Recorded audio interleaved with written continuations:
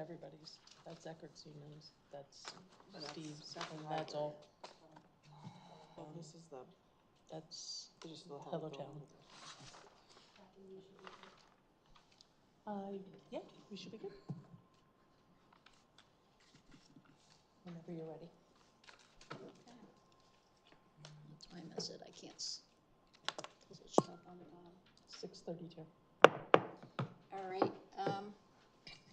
Time is 6:32. I'm going to call the meeting to order.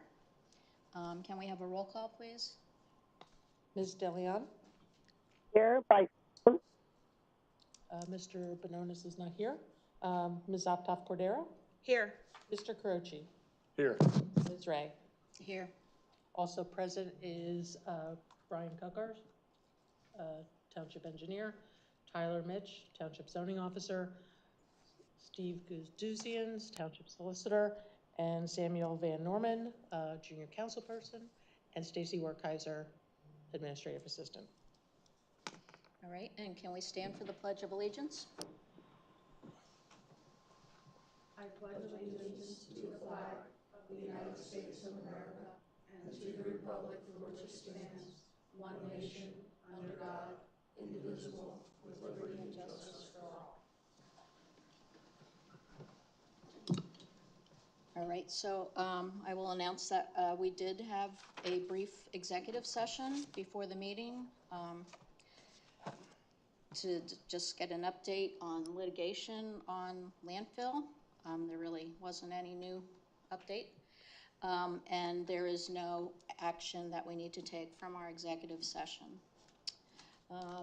I'll briefly go over the public comment procedure. Most of you probably know it. So each person can speak on each agenda item. There's a limit of 3 minutes when you speak. You have to address the council, and that's about it. Let's see, we have junior council member Sam here, so if you'd like to give a report. Hello.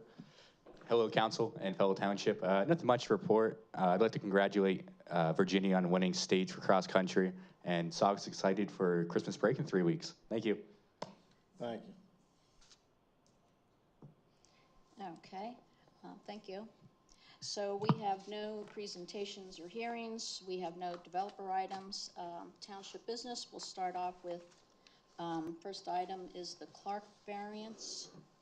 The applicant is requesting a variance seeking relief from section 180-127.3.a in order to construct an in-ground swimming pool, which will exceed the maximum impervious coverage requirements. Do we have anybody representing that story? You can come up and sit at the table or stand at the podium, or don't know if you have multiple people. Table probably works better. I have a full-size plan. Will you be pointing plans up on the screen as well? Do you have that, Stacy, to display? Yeah. Great. Yeah, just make sure your microphone's green when you want to talk so we can hear.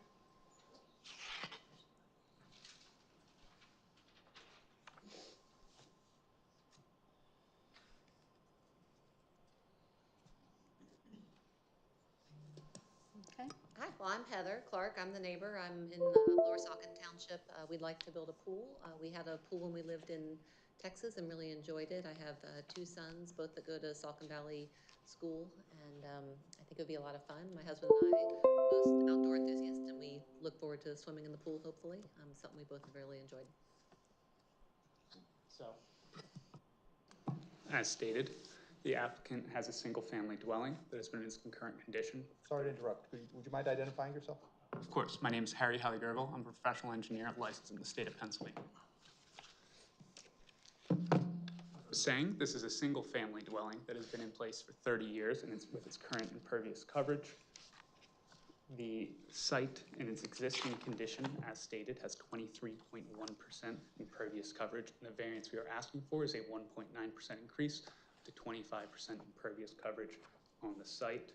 The impervious coverage is mostly comprised of the actual pool surface area itself.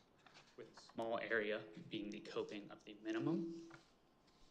The property itself has a decreased property area from the minimum lot size by code for this area. This is due to an existing drainage easement on the property, as well as the presence of steep slopes. This takes off approximately 4,200 for the drainage easement and 6,500 for the steep slope areas from the total lot area. If the total lot area were to be increased to encompass this area for the drainage easement and the steep slopes not counted, it would bring the total impervious coverage on the site down to approximately 21% from 23%. Okay, so I guess we'll go through the council up here, see if anybody has any questions. I can say it seemed pretty straightforward to me. I don't think I had any questions. I believe everything shown on your plan is already existing things, so there is like a patio there already. Okay, that's what I thought. So I don't have any questions. Tom, do you have questions? Not really. I mean, you're gonna go to zoning. I'd be aware of their appointee, this recent appointee, Jeffrey Gorzinski, stated to me after hearings that he's against all variances of any type. Sight unseen, argument unheard, which goes against what the zoning hearing board is for.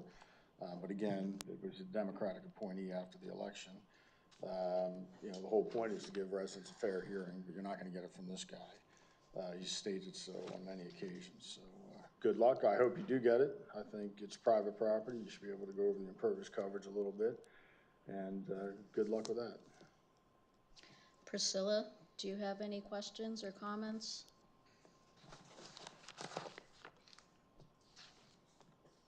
Priscilla? Can you hear me?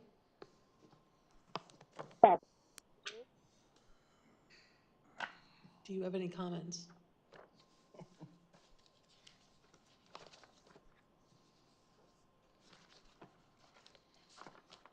Okay, we're not hearing you if you're speaking, Priscilla. They didn't build that cell phone tower out by her house yet, that I believe she's calling from a landline. Can you hear me now? Yes, Can you hear me now? yes, She still has a landline. I have no comments.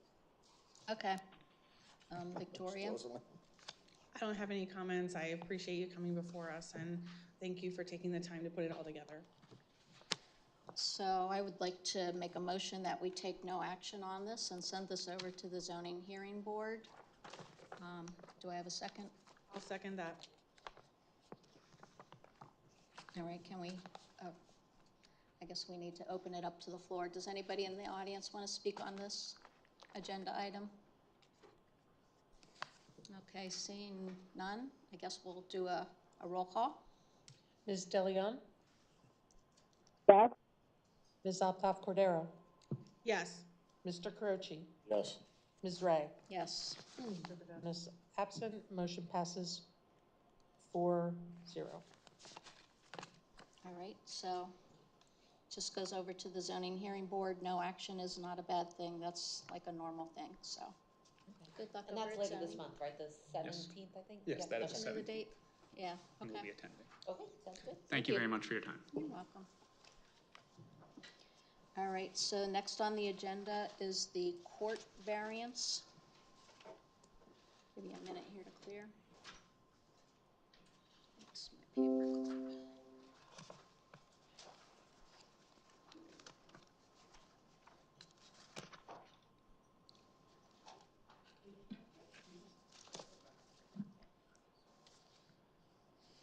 All right, so the next item is the court variance. The applicant is seeking relief from section 180-128C in order to maintain the placement of a shed which does not meet the side yard setbacks. And it looks like we have somebody here. Are you just by yourself? I'm by myself. And you, table or podium, your choice. Podium is fine. Okay. Thank you. I'm Brian Court, 1938 Saucon Lane. Here tonight in a dispute with our neighbor. Shed was permitted, approved, and placed in October of 2020. It's been there ever since. We used aerial maps from the county to place the shed. and it's at the back of our yard. We have about an acre and a half. And recently, in an unrelated issue over some trees, the shed was claimed the shed was on our property, on her property, excuse me, the neighbor. And she asked us to get a surveyor, which we did not need at the time that we installed the shed. She paid for a surveyor, did the survey. The shed was not on her property, but it was reported that it wasn't the 10 feet from the property line. So the dimensional variance I'm asking for is to keep the shed where it is, because I'd have to bring in heavy equipment, redo the stone, redo the electrical, and move it 5 feet, where if you can see on the map, the overgrown woods between the shed, where all those lines depict pictures from the shed, you can't even see the house through the overgrown woods. So can't see it from the house, and I'm asking for a dimensional variance to keep it where it is. All right. Go through the board to see if anybody up here has questions. Tom, do you have any questions? Yeah, is Ms. Holt here? Okay. There's an Exhibit 4 here, which you may want to explain to me, because I don't see it, and I think it's kind of ridiculous. But there's a text message from Mr. Court, September 25th, 2024, at 8:05 a.m. And you respond, apparently, to that text message on September 25th, the same day, at 2:53:23. And your response, the first line of it is, please do not threaten me. Can you show me in Mr. Court's text where he threatened you? Because I don't see it. Okay.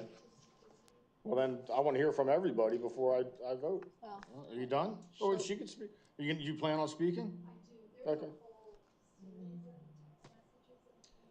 You need to be on a mic. it's like audience participation, sort of. Is she one of the applicants, or is she? Yeah. She's the neighbor, Okay, right? I think You're what the we should do, neighbor. hold on for a minute. Perhaps the best way to do this would be, Mr. Court was answering questions. So let's get through Mr. Court first. And then Right. if there's questions of anybody else, let's do that. And then that way this will be more orderly. Mr. Court, do you have anything of Mr. Court? Yeah, reading your text of 8:05 a.m. on September 25th, I don't see any threat. Do you know what she's talking about? What started this was trees, big dead ash trees that threatened our detached garage. Right. We had an arborist that came out and said, these trees will fall. I can't tell you what direction they fall, but if they fall, they'll fall on your garage and cause significant damage. Right. I talked to my insurance company, and I talked to my attorney, who both said, go on the record with her so that if they fall, subrogation, I wouldn't have to pay homeowners insurance. I also want to deal with construction and all of that. And you can see those two trees that are outlined there. Mm-hmm. And the threat was, I'm going on the record with these trees, which council told me to, and my property insurance told me to. Mm-hmm. And we offered to pay for the removal. The arborist said we wouldn't have to go on the property to remove them. And a portion of the trees, if she wants to talk about prior texts, she brought somebody in to take down a portion of the tree that did fall on her property, brought somebody in to clean it up. They did some work up above, but they left that big section that threatens my property still hanging there. And we're not, your turn. Yeah, at this point, what we're going to do is we're going to have Mr. Court either testify or talk to us, and then you'll have an opportunity to later, ma'am. At the end of your letter, you wrote, I'm open to talk about any of this, thanks. All right, I don't see the threat. I don't like when people make false accusations. And we'll see if it's false, I'll even vote. Priscilla, do you have any questions on this topic? For Mr. Court. Yes, none of this may later. Can you repeat that?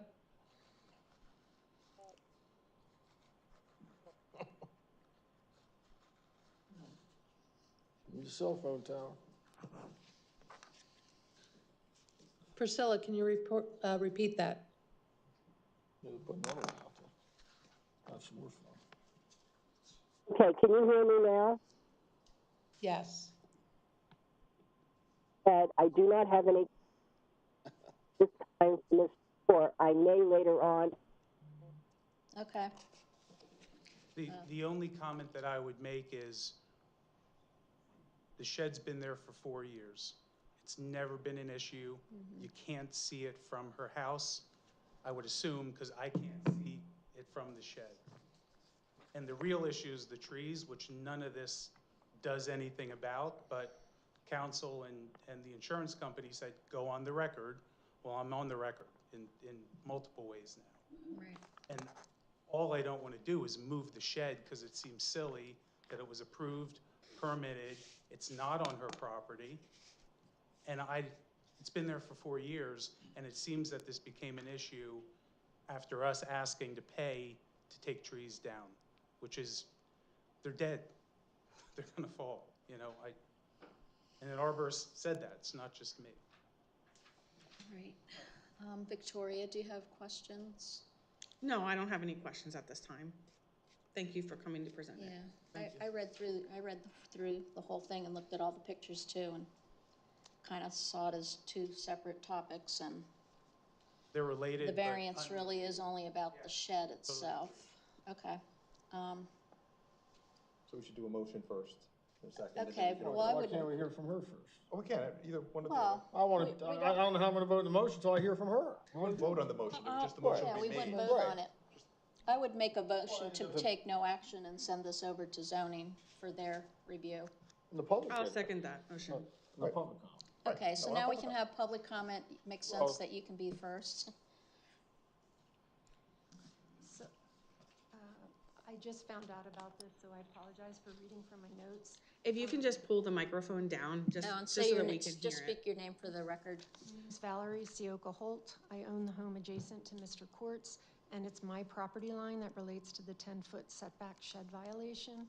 My neighbor has made some mistaken, and I think in good faith, assumptions about why I oppose the shed placement. And this particular after-the-fact variance, I'll keep my comments to my specific property interests, immediate, near-term, and future. To be clear, I do oppose the variance request, and I'm asking the council to consider and the zoning board to enforce the township 10-foot setback requirement for sheds, as well as the Pennsylvania Municipal Code conditions that must be met for a variance to be approved. I do want to clarify, because it isn't in the application which I just read today. I've spent $20,000 removing dead ash trees and dead trees from my property. My neighbors will attest to that I prioritize the court side for that tree removal and stump removal and phased it in 2 phases, mostly because I didn't have an extra $20,000 laying around with 3 kids in college. When I was teaching in Colorado for the past 4 years and coming back and forth winter and summers, the courts contacted me about 3 trees that they wanted removed again. Sight unseen, I said, I'll send my guy over, just send me the bill. If you could just show them which trees you want removed. So no questions, no argument. That tree, it's actually arched toward my property. When I came home for winter break and asked my guy, why did you leave most of it arching my property? They said, not that I was being cheap, but that Mr. Court's boat, even though he had talked to both Mr. Court and Mrs. Court that day, boat was underneath that tree. He had rented the equipment for a short period of time and couldn't remove the rest of the tree. I just accepted a job at a local university and have moved back permanently, so I don't have to go back and forth.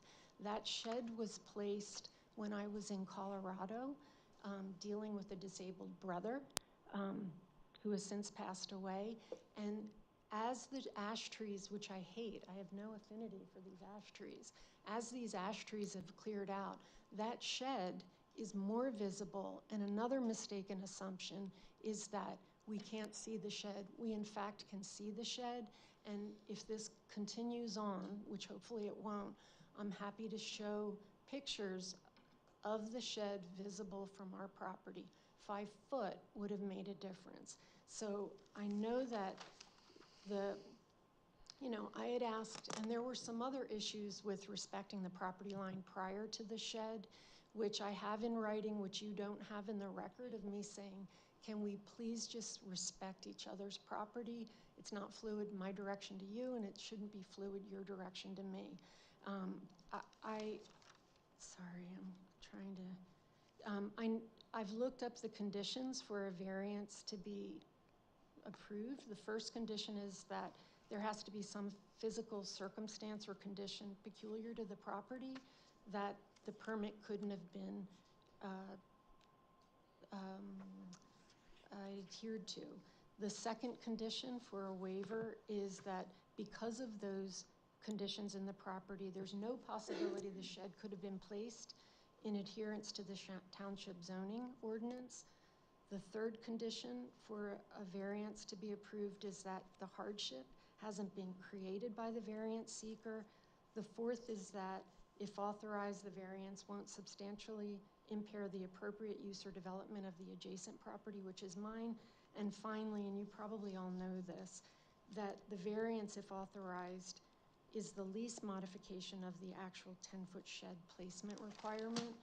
So relative to this case, Mr. Court, if you look at those lot plans, his property is both wider by a lot and longer than mine.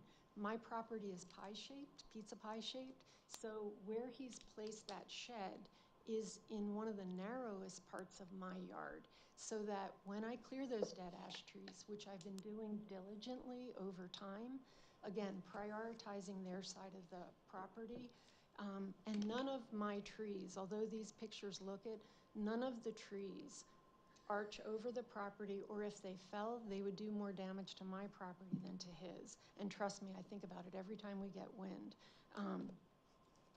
He had plenty of places to place that shed. I had asked him prior to doing any of the yard work to please respect the property line. They didn't do a survey. I don't know why they did a survey, didn't do a survey. I'm out $2,000 and a lot of time to deal with this, and I'm really hoping I don't have to go to the next level of documenting all of these pictures and emails and bills, but I will. The shed could have been placed correctly had the survey been done. The claim of hardship now is unfortunate, but it was of his creation. If the shed variance is authorized, it does impact our view, and it impacts when I clear those far trees and we landscape that, which I've done the front this year, and my plan was to do the back next year, budget impacted. I'll have a clearer view of that shed than I already have, and which relates to the last condition. I take him at his word that he mistakenly placed that shed thinking it was meeting the 10-foot requirement, but in his candor, which I also appreciate, that he was just trying to maximize his own vast backyard, open space, he minimized my consideration. And this is important because we do have plans to clear and landscape. So in summary, I strongly oppose approval of this variance, as it does not meet any of the 5 conditions needed by the Pennsylvania Municipal Code, has a direct impact on our view and use of our own property. And I'm concerned that this is just one in a long series of patterned behaviors where I've had to just say, please respect our property boundaries, and that if a variance is provided to him, there will not be an incentive for him to continue to respect our boundaries, and that my kids will have to deal with it if something should happen to me and they inherit my property. What, just out of curiosity, you said you were out of pocket $2,000 for the shed. How is this? for the zone, for the surveyor. Oh, you called a survey. I had to call the surveyor Okay. to ask him to move because they decided not to because he didn't think it was important. And I don't know anybody else in our neighborhood that would cite place. And even when I was trying to see if it was, the county line shows that it's over. So Mr. Court is saying they use the county property lines, but in the county lines, it's actually well over the property lines. So that doesn't even make sense. And I have a daughter who's a GIS data analyst, and I was asking her, can you help me see if this is on my property? And she even said, you've got to get it surveyed. The only way to know is to get it surveyed. And although 5 feet may not seem like a lot, that's the distance that the township, for reasonable reasons, says keep your shed off of your neighbor's property line. Yeah. Well, my only recommendation is to, maybe you guys find a way to work it out, because you're both gonna spend a lot of money and time, if it goes forward. My neighbor needed a variance for an in-ground pool and impervious coverage, and I didn't object to it, and we agreed we'd plant arbs down the property line. Arbs cover his pool. They're on my property. We split the cost of the arbs. They're on my property. They grow big. I can't see him in his pool. He can't see into my backyard. It all works out. Nobody fought with each other. Yeah. And I guarantee it was less expensive than what you two are about to get into. What are you doing? I don't know. Go ahead, do what you want. This is an after the fact request. Yeah, And I that's fine. took down $10,000 worth of trees. Yeah. Prioritizing his property line first. And so that says something about me. The fact that a surveyor wasn't considered important enough to respect my property line. So I appreciate your story. I wish that were the case. That's not the case here. Okay. I'm just, whatever. I mean, you have every right to go to zoning. Mr. Court has every right to go to zoning. I just think you guys are gonna spend a lot of time and money over 5 feet, and when there's probably a solution if you can sit down and stop accusing each other of threatening each other. Well, whatever. I do think that's why the township has these requirements, right? It wasn't a suggestion 10 feet. It was you're permitted to place that shed 10 feet. Does anybody else have questions? Or do we want to? I don't have any other questions. Yeah, I can appreciate what Mr. Croce said, and I think both property owners should try to sit down with each other and find something that would be agreeable to both of you. It might cost you a little bit extra money, but I do agree you might end up spending a lot of money.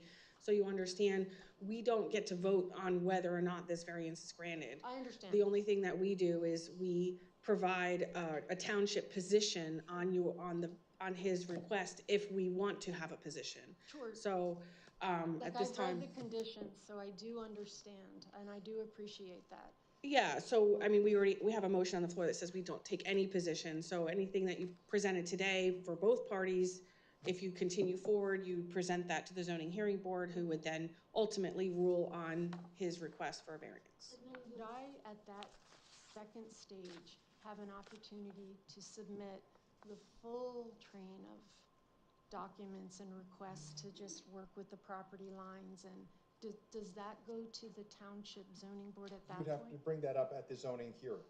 So there's a hearing that's going to be scheduled if it hasn't been scheduled already. And at that point, you'd have an opportunity to present whatever it is you felt appropriate to present. Okay.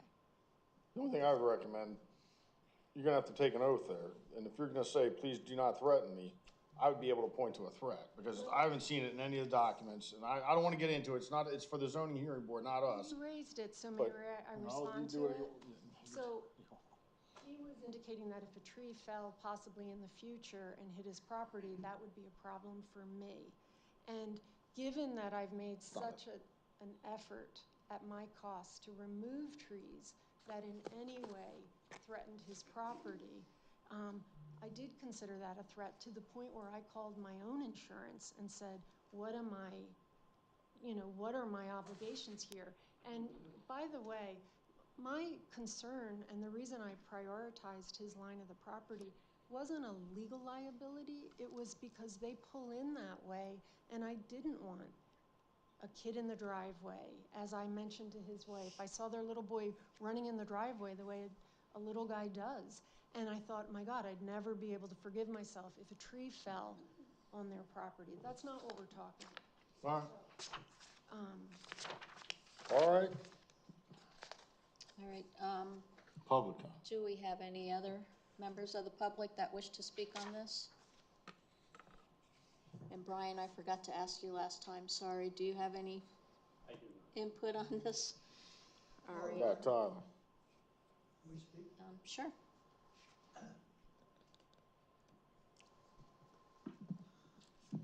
Dave Boulan.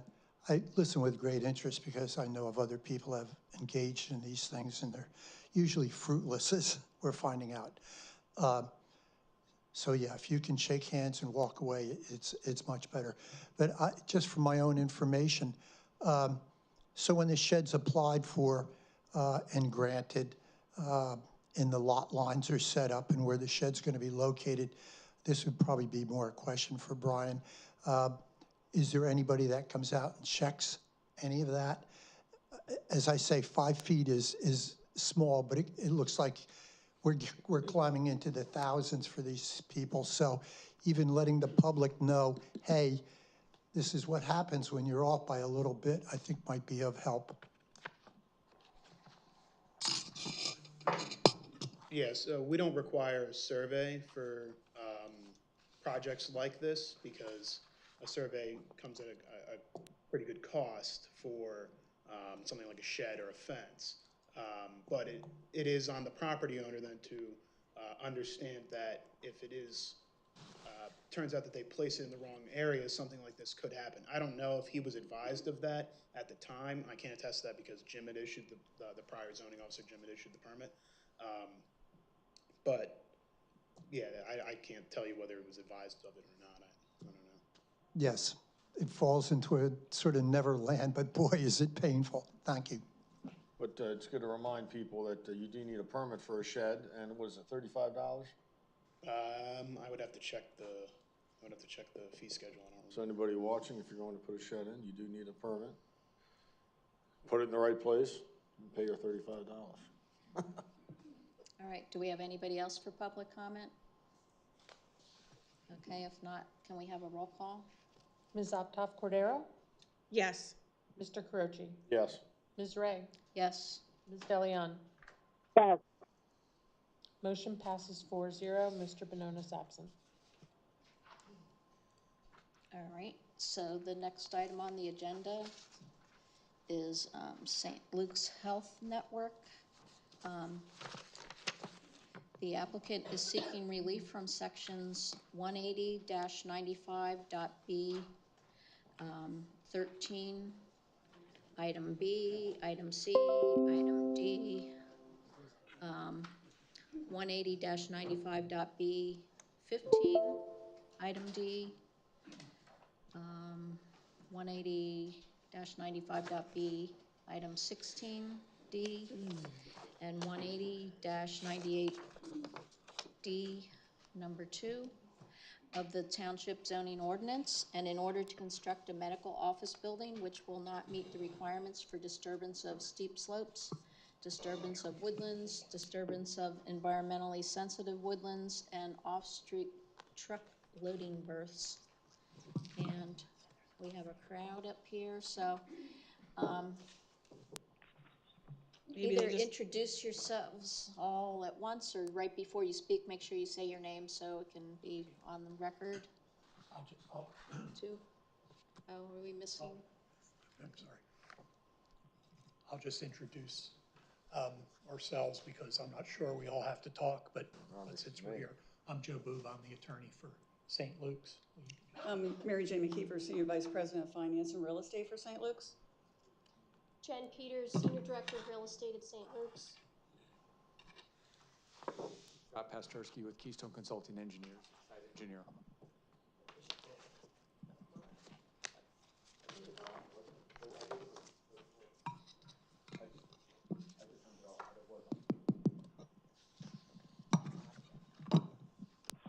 don't you use the other one? Yeah, okay. It's easier. Just get started? Sure. All right. So, good evening.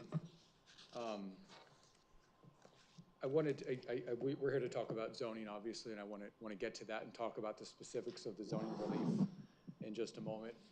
But I'd be remiss if I didn't provide just a very, very brief context of the project itself. And that's why on the plan that's been displayed on the screen in your monitors, the project itself is a medical office facility. We have been before Planning Commission, had a good, productive, lengthy discussion about that, and in my opinion, received some pretty good feedback that was helpful and that we're progressing with that. The medical office building is 30,000 square feet, 15,000 square feet on each level with covered parking. So there's ground level parking, similar to a similar facility in Whitehall Township. As you can see from the plan, the lot is just over 6 acres. It's unusually shaped. We have made accommodations, although not part of this project, we have made accommodations to connect. So in a future project of undefined nature would project and connect the fourth leg of the intersection all the way to the intersection of Springtown Hill Road and Mount Pleasant Road. So, and by the way, I should have mentioned the fourth leg that's a signalized intersection with pedestrian access to and from the giant shopping center. So again, we went through this in detail with the Planning Commission. I don't intend to do that here. I really wanted to get right to the zoning related items. So with that very brief description, and by the way, just a point of housekeeping, north is to the right on the plan. So north is not up on the plan, it's to the right. So if I say north, it want to look right. If you don't mind switching to the next slide, I'm going to start with it. Next is a very dull picture. So what this is, there's a reason I have this plan. This is the property in 2003. You can see a lot of our variances that we are requesting. We have variance requests for natural resources, those resources being steep slopes and woodlands and environmentally sensitive woodlands. The second genre of variance requests is with regards to the second loading bay, as was mentioned earlier. But I wanted to start with the environmental resources that, as you can see, it's kind of hard to tell from a black and white photo, but I thought this would be adequate. There's not many trees out there. This was basically like a lawn in 2003. And if you can mind clicking to the next slide quick for just a moment. It was a farm. Yeah, I'm sure you know it better than I do. I don't mean, I'm just looking at the picture, interpreting what that is. So The difference between a lawn and a farm. If Have you you tell ever been me out there? Yes, I have. Well, it's not, I Thought it was wasn't a out there. lawn? Well, the point is that there weren't any trees I there. didn't ask you. at the I asked time. him if he thought it was a lawn. Okay. Okay, Just start over. yes. Yes, you thought it was a lawn? No, I wasn't out there in 2003. That picture was from 2003. The point of the picture, I'm trying to show a difference that shows, if you can see from this picture, which is recent, is heavily wooded, okay? And the point is, there's value in these trees as we're talking about removing some of these trees to support the development. The point is, these are not aged sequoias that have been here for hundreds of years. This is a relative, it has value. I'm not diminishing the value of those trees. And to your point, all I was doing was interpreting the picture. It could be a lawn, could be a farm. I'm good with either one. I believe you, I wasn't there in 2003. But the point, this very simple point I'm trying to make is that these trees are relatively recent, period, end of point. If you would now please go to the next slide. Okay, what this is a mapping of, we're gonna talk about loading bays in a moment, but I'd like to start with the natural resources. This is a mapping of the environmental resources on the property. And as I mentioned, the property is just over 6 acres. It's actually going to be the consolidation of 3 separate parcels. So as intuition would indicate, the green areas are areas of woodlands or stray trees, as you can see by the kind of those green circles. The steep slope areas in greater intensity are indicated by the gray hatched areas, with the darker the shade, meaning the steeper the slope. That matches the criteria of the zoning ordinance. So those are the natural resources we're talking about. And I wanted to point out a couple of things regarding those resources. First of all, around Leesville Road, plan north, or to the west rather, on the top of the plan, there's some heavy shading along the road. That is a man-made slope that's present because of the cutting in the road to create Leesville Road. We have a similar thing going on Mount Pleasant Road to the bottom left of the screen, where we have the steepest slopes are right by the road. And we do have a smattering of other slopes throughout the site. You can see the large green wooded area. We did a detailed tree survey where trees with trunk diameters greater than 6 inches were obtained, and based on the ordinance requirements, we did map out the woodlands, and where you see the shaded areas overlapping with the green areas, those are the environmentally sensitive woodlands. So where two resources exist in the same space. So with that, if you don't mind going to the next slide. And what this is an overlay, a skeleton overlay of the proposed development with those same natural resources. And I wanted to point out a couple of things. First of all, if you can see all the green, see if this pointer works. It does. All the green in this area, the existing wooded area, the vast majority of that is not proposed to be disturbed. This is, and you can see the site, where the site is proposed is situated in pretty much one of the least impactful areas to disturb the minimal amount of natural resources. The other things that we're dealing with are that there's an existing driveway. If anyone has dealt with PennDOT, I'm sure you all have. We're locked in to where this driveway can be. It has to be aligned with here. And with this, we have road widening improvements to support not only this development, but also a potential future extension if that ever were to happen. St. Luke's does not own this property, by the way. So that being said, the steepest of slopes are disturbed by the road project and the location of the driveway, which really, frankly, we have no control over, to propose the improvements that are going to be a benefit, not just to this project, but to the community by providing this accommodation for a future roadway. And they are the man-made slopes. Yeah, they are man-made slopes, correct. Yes. But I mean, the road improvement is just, it's for your property. It's not for the neighborhood or the people who live above there. They still have to make that turn onto 412 with more traffic caused by your 30,000 square foot building with parking. So you could have bought that property, but you didn't. We've attempted. I'm asking him. I'm answering your question. Well, I'm We asking attempted to him. buy. I'll ask you the question when I ask you the question. You could have bought that property. I'm not. He doesn't work for St. Luke's. Right. He can't buy it. All right, but they could have bought that property. Do you want us to answer the question or not? I want an answer to the question. Well, I'm the senior vice president of real estate, and the answer is we attempted to buy the property many times. The owners don't want to sell it, and we respect their rights to not sell their property. We would love them to sell it. They don't want to. But if there's ever a time where it makes sense for the township to have that go through. Yeah, you'd want us to buy it. No, not at all. We're fine stubbing the road if that's what you want us to do. That's fine. We would prefer to own the property. And by the way, You act like you're doing these improvements for the benefit of township residents. You're not. You're doing the road improvements for the benefit of you, of St. Luke's. You're doing the road improvements for the benefit of St. Luke's. Just be honest But about it. we're making the road wider. Don't be honest about that. Wider because it could eventually be connected. yeah, We don't have to do that. We're doing that because it would benefit the community. You could connect it, but you're not doing that. Please, I know the process. I mean, I know this is, we can't get relief tonight. We can't get rejected tonight. You know, But we can send a solicitor or someone to oppose this at zoning, and that's what I'm trying to decide. and I understand that. Oh, but this is not the time for us to call all of our witnesses to present. No one asked you to call a witness. No one asked you to call a witness, Mr. Buba. Nobody asked you to call a witness, and this is our meeting, it's not your meeting. So don't tell us how to run it. Tom, you're not running the meeting. I think this would work much better if we allow one person to talk. When Mr. Croce is talking, I'd ask the St. Luke's representatives to not interrupt. And when St. Luke's representatives are talking, I'd ask members of council to not interrupt. And that way we can proceed with an orderly discussion. That's fine, but I waited for him to talk, and then I asked a question. Then she interrupted. She interrupted when I asked him a question. Did they finish their presentation to begin with? I'm not sure. That's what I was going to say. Can we just? How about let them finish the presentation, then we do the questions? The presentation, and as I said, we understand the process, and we don't want this to be adversarial in any way. If you want to send the solicitor, we understand that. But we have an obligation to come tonight and explain our variances, and that's what we'd like to do.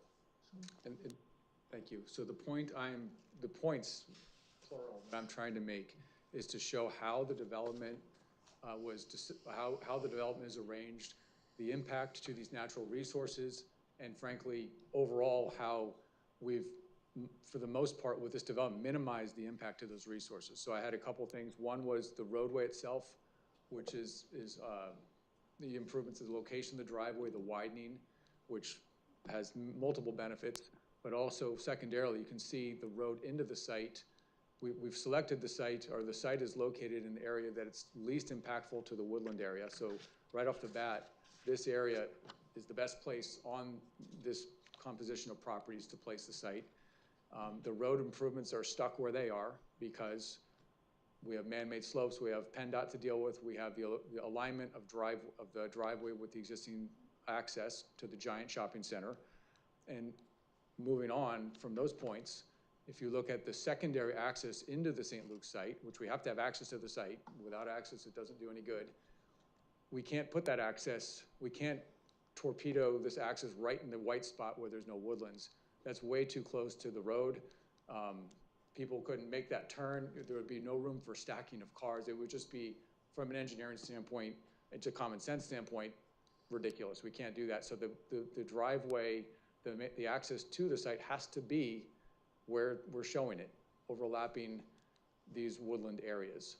So I wanted to point out, and also another point, we are, as part of the land development process, requesting deferrals for, there we go, sidewalk along Mount Pleasant Road and along Springtown Hill Road. Now we're not dealing with steep slopes on this small frontage right here, but we are here. So this area that would incorporate, if and when the deferral was ever called in, a widening of Mount Pleasant Road and sidewalk, as would Springtown Hill Road, would also affect the steepest of those steep slopes and some wooded areas as well.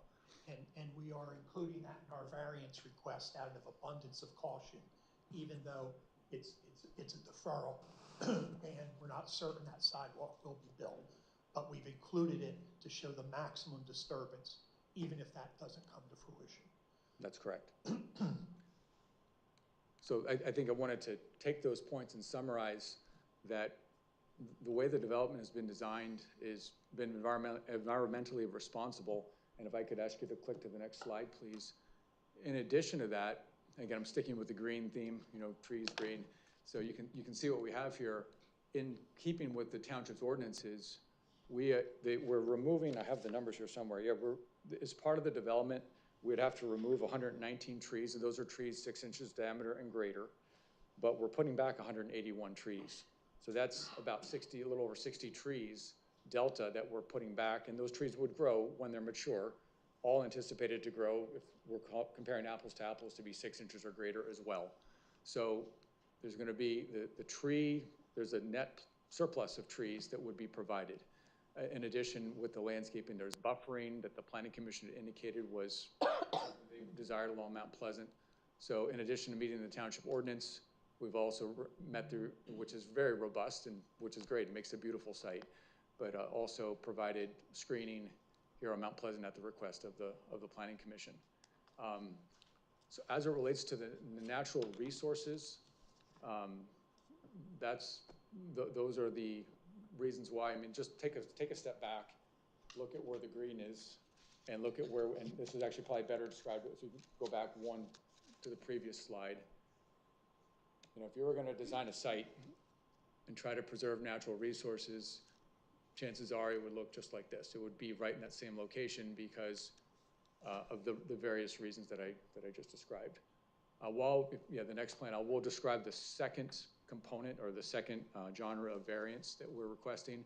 The ordinance does require 2 loading spaces, loading and unloading spaces for the facility.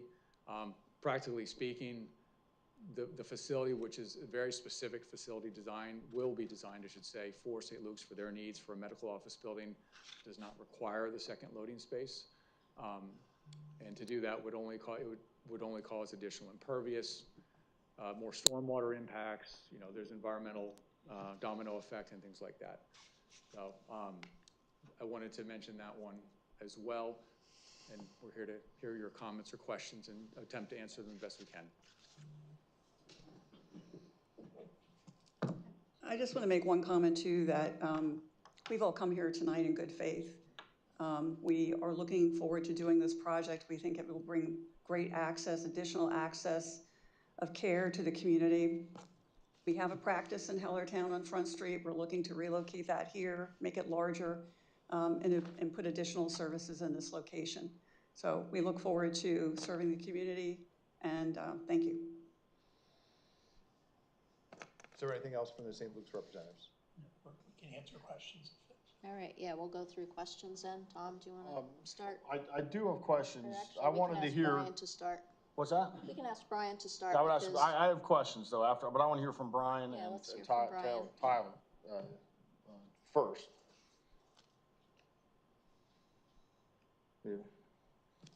Yeah, I mean. Yeah, Brian, if you have any comments on this project, we'd appreciate that. We have reviewed the plan. We have a review letter that the planning commission is going over now.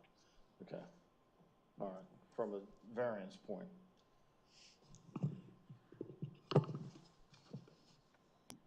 What questions do you have? Do you have any concerns? What are your concerns? Yeah, I mean, We usually have zoning officers that would tell us their concerns, if any. Yeah, the couple of things to point out would be that the disturbance rates are pretty high as compared to what the allowable is. And just a point of clarification, the memo was updated yesterday, and that was included in your package just to make sure that you guys are looking at the correct memo, because they had mentioned, they had to update the areas for where the sidewalks and the curbing could potentially be. Right. So the memo had to be updated to reflect that. Tyler, just so, because if we wouldn't have done that and we did get relief, we would theoretically have to go back and get additional relief. So we thought this was probably the most cautious route, just so you understand that. Why we did Right. that. No, yeah, I think you did the right thing. Okay. Out of abundance of caution. Yeah, my comments would be that on the first 3 points, they're going above 90% when, the allowed disturbance rates are 40, 30, and 25% respectively. That's something to keep in mind, that this may have been the only way to construct it, I don't know, and I can't attest to that, but the disturbance rates are, above double what they're allowed to be under the ordinance. And just, I'm gonna, Disturbance rate. sorry, go ahead, please. I'm not interrupting. Tell him. You repeat that. The disturbance rates are in some cases double of what the allowable would be. Because under the ordinance, you're allowed a certain percentage of disturbance of these specific environmentally sensitive areas like the steep slopes and the woodlands. And in some cases, they're proposing to go above, considerably above that. So that's something to consider. They're not going from 30 to 32%. They're going from 30 to 90%.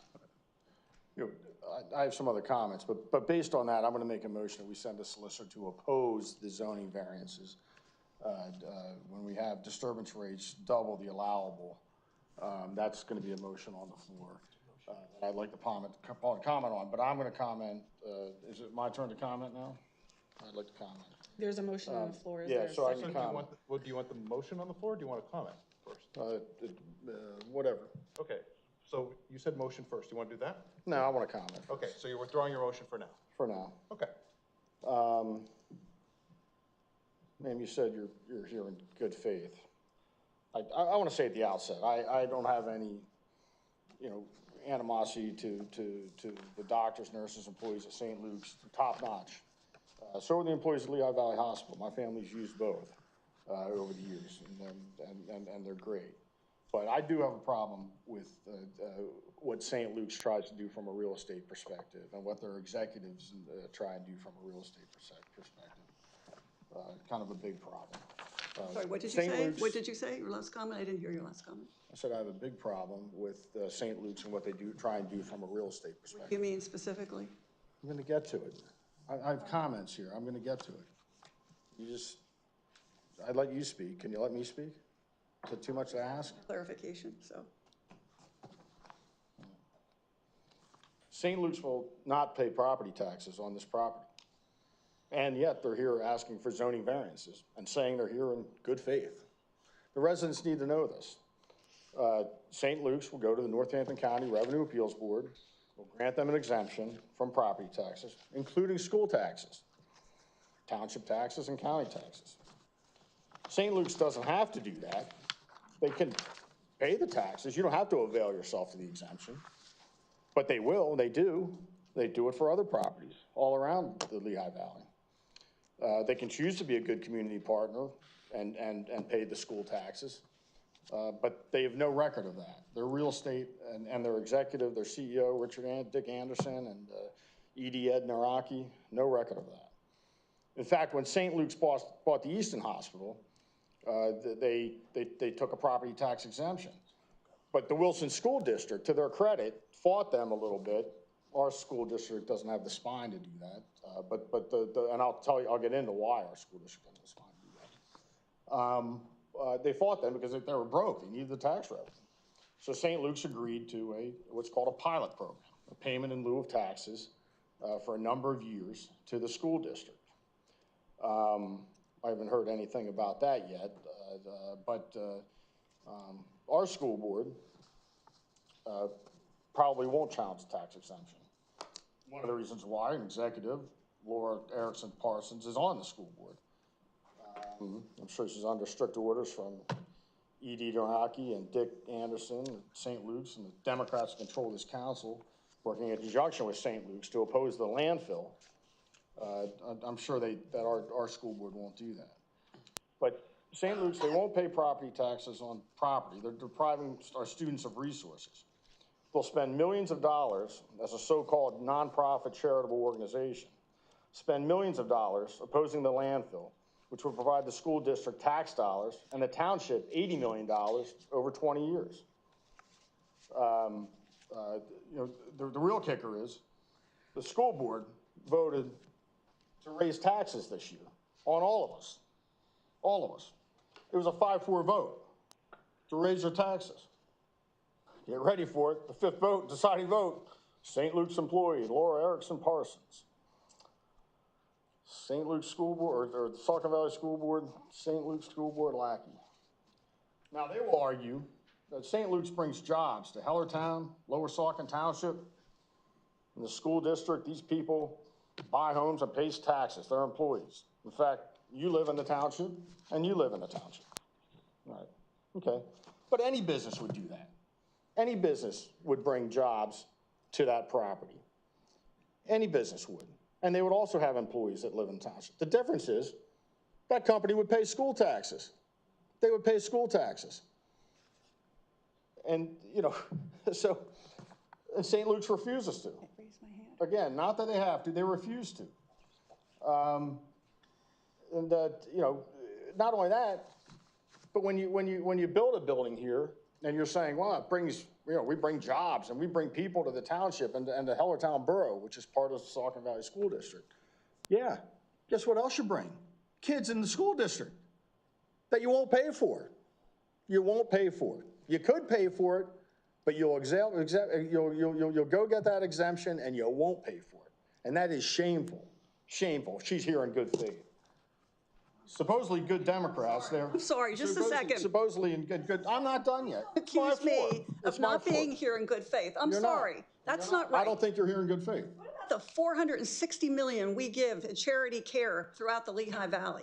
There's no, let me ask you this. Would a for-profit company do that? No. You're not giving any charity care out of there. That is a doctor's office building. If somebody walks in there without health insurance, please stop yelling at me. Please stop yelling at me. I'm a resident. I'm a taxpayer. Don't I'm a vote for me. I don't care. Listen. Don't yell at me. I don't deserve that. I don't. You need to get control of your emotions. You're not going to tell me how to talk. I'm going to talk. I'm not done yet. I'm not done. No, Joe. I don't want you to say a word, Joe. Please stop yelling. You are. This is exactly what you're doing. Oh, my God. Can I just say one thing, and then please take as long as you want. You started this by saying, we are going to argue that we bring jobs, et cetera, et cetera. We are not going to mention that at all in a zoning. Okay, good. So, glad to know that. So my point is, whether you're nonprofit, for-profit, the zoning variance standards apply to everybody the same way. We are not going to make that argument. So I understand how passionate you are about this, but what does it do for purposes of where we're going?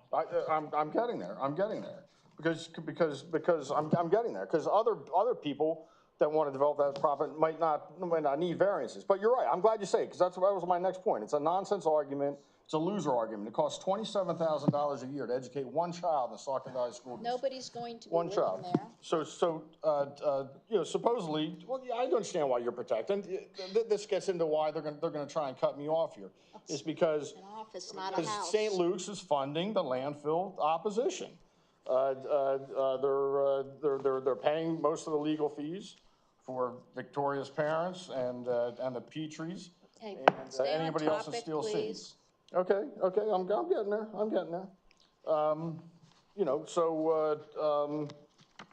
there's that. The other thing is, you also have, you're gonna go before the zoning, and you're here, and you've lied about environmental issues in the past. And, can we put those maps up, please? You've lied to township residents about environmental impacts in the past. On October 27th of 2023, Dick Anderson and E.D. Ed Naraki sent a letter, and one of the paragraphs in that letter said this, and this residents should know when applicants have a history of lying. I'm sorry, that is relevant, Laura. So they say, lying or not is I'm showing you with a lie. I'm going to point the lie out. to realize there's opinions. They So may differ. since this is their Anderson campus, Route 33. There's 240 total acres on this side of the property. There's another 300 some on the other side of 33.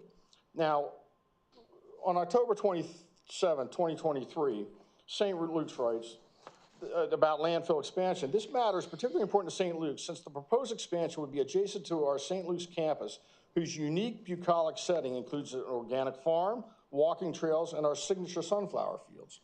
Now, about, I would say 3 months before this letter, Mr. Buba, Mr. Bananas, Link Treadwell, myself, and Mr. Naraki met, and he showed us the second plan, the second thing, right? So they have this planned all the way down to the Lehigh River, yet he's telling people, they're lying to residents saying, you need to help us preserve this unique bucolic setting. Basically, we don't want to look across and see a landfill, but we're going to go all the way down to the river and develop all that. They didn't tell them that in this letter. They told us that privately when we met with them. I'm not done yet. I'm not done yet. Why everybody interrupted? I'm interrupted. So, so they've lied about their environmental record in the past. And the area they're destroying here, now this is permanent destruction here, the permanent destruction of 240 acres. The landfill expansion is only 86 acres. And the landfill is going to plant 4,000 trees after the landfill is full and they're done. So it'll be trees. Tom, where this is a permanent. We're not talking about the landfill. We're not talking about St. Luke's Anderson We're talking about the integrity and the honesty of the applicant. We're talking about the integrity and the honesty of the applicant. You are not on We're top. talking about the honesty and the integrity of the I don't lie. And so you just said, they're actually doing more harm to the environment with the property we're talking about off of 412. That's 7 acres that they want to just. I mean, how many parking spaces were there? 100, 150? At least 100, 150 parking spaces there. And you put that on top of the 248 acre, Anderson campus, and you're really destroying a lot of the environment in the Lehigh Valley. I know that's in Bethlehem Township, and I find it interesting. You kind of buy your way into it too. This is the other thing you talk about, good faith, right? So when it goes down to the Lehigh River on the Bethlehem side, when St. Luke's wanted us to go down to the Lehigh River, develop that 240 acres, right? They don't get any complaints from our EAC or the Bethlehem EAC. They don't work on anything like that. because, but when it's on our side, the Bethlehem EAC and the Lower Saucon EAC kind of work together in opposition. As I said before, St. Luke's is funding the opposition to the landfill. The landfill will provide Lower Saucon Township $80 million over the next 20 years. Okay. And they won't even pay. They won't even pay their school taxes. They won't even pay their school taxes. I am talking about it. So what I'm just saying, they won't even pay their school taxes on this property. They won't even pay their school taxes on this property. To make a comment on the variance, if I can. And, here we go. Yes, and Miss Optoff here, right? She, right, you talk about these great people. Out of the blue at our monthly budget meeting last week, makes a $1,500 request to taxpayers for the Saucon Valley Performing Arts Association. Now, Miss Optoff and Miss Parsons are neighbors in the Woodfields, and she's on the school board that won't oppose St. and works for St. Louis. We're not talking about every topic in the world. We are And who's the talking about co-president? this variance Who's the right co-president? here. Yep. So wrap up your comments. My comments are, We heard. they don't want to pay school taxes on this. They want to deprive our children, yet they come here in good faith. They don't even want to put a sidewalk in, for God's sakes. Well, there are no And sidewalks in that area, so it's silly.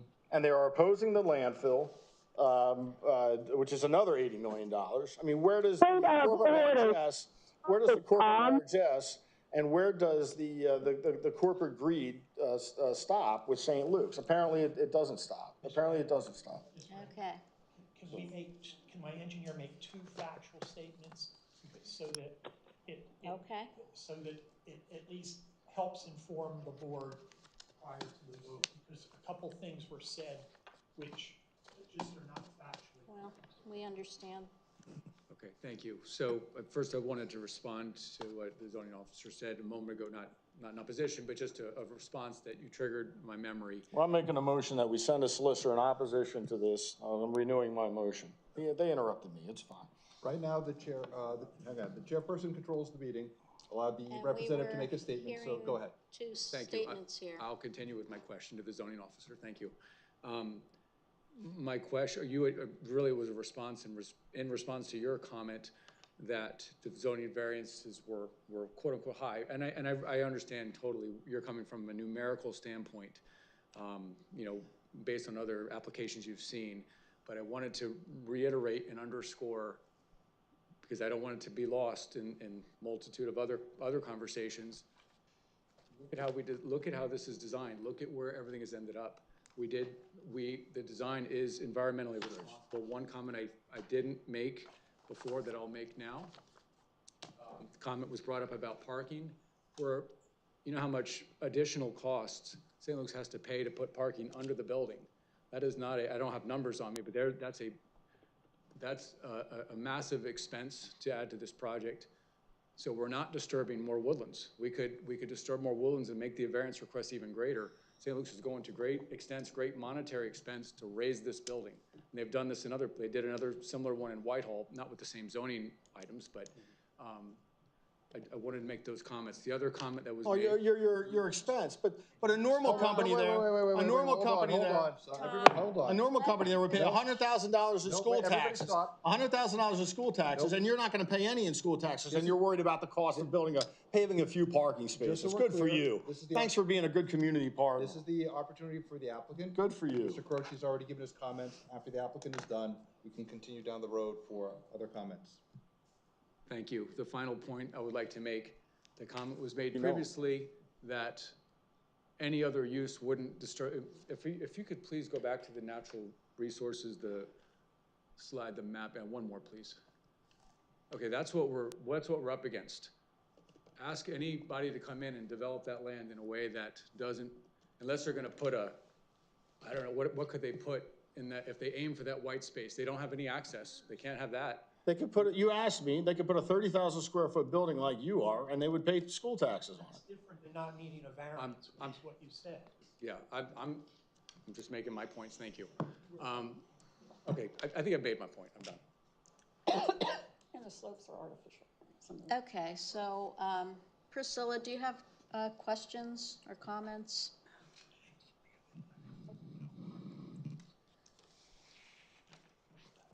Can you hear us, Priscilla? Yes, can you hear me? Yeah, do Can you you have hear me? comments?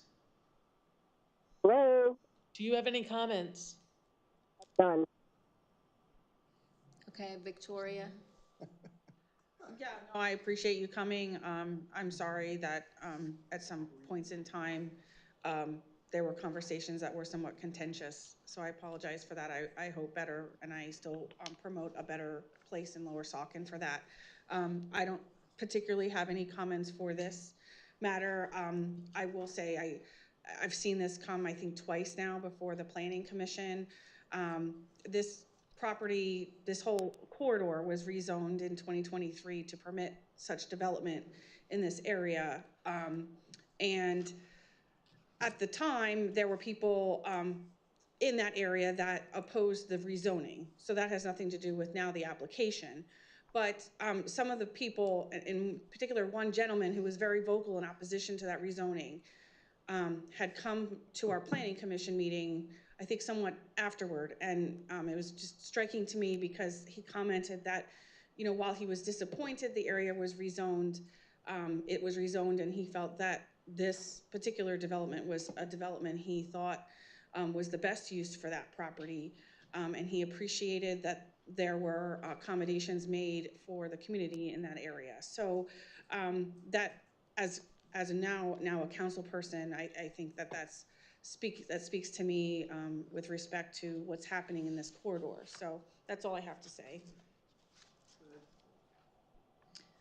Okay, so I just wanted to ask a question to make sure I understand correctly. So all the calculations and variance numbers are based off of like worst case scenario of if you widened Mount Pleasant Road, added sidewalks up on Route 412, all that stuff. So it's the worst case scenario. It's not necessarily highly likely in my mind that we would be having sidewalks or wider roads there. But yes, I wasn't sure if that was the case. I understand with the deferrals being requested, I think that was a good idea. I don't think I have any further questions. I did do the refresher course at the zoning board so I could actually hear and see it from the audience side of the world. So that was very helpful to me. I don't have any further questions. So we have Tom's motion on the floor. Is there any second on that? I didn't hear a second. So if there's no second, the motion dies. The motion will die. I would make a motion that we take no action and send this over to zoning. Oh, it's okay. Public I can comment. still make a All right, we make the motion, then we'll have public comment. I'm making the motion that we send this over to zoning by taking no action. So I'll open it up to the floor now. No, we need a second if there's going to be a second. Oh, sorry. If there's going to be a second. Throw me off. I'll second that. Okay. Now we'll open it up to the floor. They're funding the land for opposition. Of course they're gonna take no position. That's what these two are doing. I was like, wait a minute, it's not here. Sorry. I don't think I need it anyway. Of course. Anybody else who was destroying the environment like this on 7 acres, they would have taken a position against, but not these people because they're funding the landfill opposition. That's these two sellouts. My first thing I'm going to say is to Victoria in regards to when that was rezoned. It was rezoned to general business and was rezoned to generate revenue, not lose it. Unfortunately, I shouldn't say unfortunately, they were the ones that purchased the property, so what's done is done. Now, however, please don't make it easier for them to do this. What you're doing is you're taking money out of our pockets. Specifically, and I don't know if the public necessarily realizes what that means. So just to kind of outline this a little bit, right now, all 5 of the parcels that they're talking about, it is the other 2 lots that you have with hay, correct? It's not just the house parcel. Correct. So it's 5 parcels. So right now, all of those generate, I don't know, 6, 8, like let's say a little over $8,000 a year in taxes. So you would lose that. You lose money if they have their tax exemption, they don't pay. The Giant Shopping Center across the street pays $221,000 a year in property taxes. $171,000 of that is the school district. Now granted, that's a 15-acre parcel. This is only about 5, or just over 6, it looks like. Something that I think is gonna be more relatable, and I think everybody knows, is gonna also be the Black River Plaza, which is right down here on the corner. That one pays $30,000 a year in taxes. $23,000 of that go to the school district. So what that means is if Tom's number of, what'd you say, 27? 27,000 per child. One child for the year to attend Saucon Valley. And the Black River site is only 2.92. So that's roughly half of what they're proposing. So if you double those numbers, now you're coming to 60 and 46. So you can put 2 kids through Saucon Valley without a tax input. Also, to just make a note of some smaller parcels, the Sherwin-Williams site over on 378, they pay $8,500 a year in taxes and $6,500 of that to the school district. And Embassy Bank pays $14,000 a year, and they pay $11,000 to the school district, and that's a 1.16 acre parcel.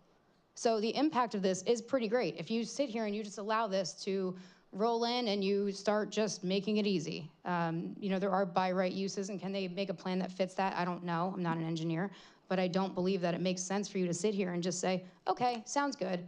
And I don't have anything personal against St. Luke's. I don't have anything personal against the hospital. I had my children there. They were great. But I do think you need to look at this as a whole.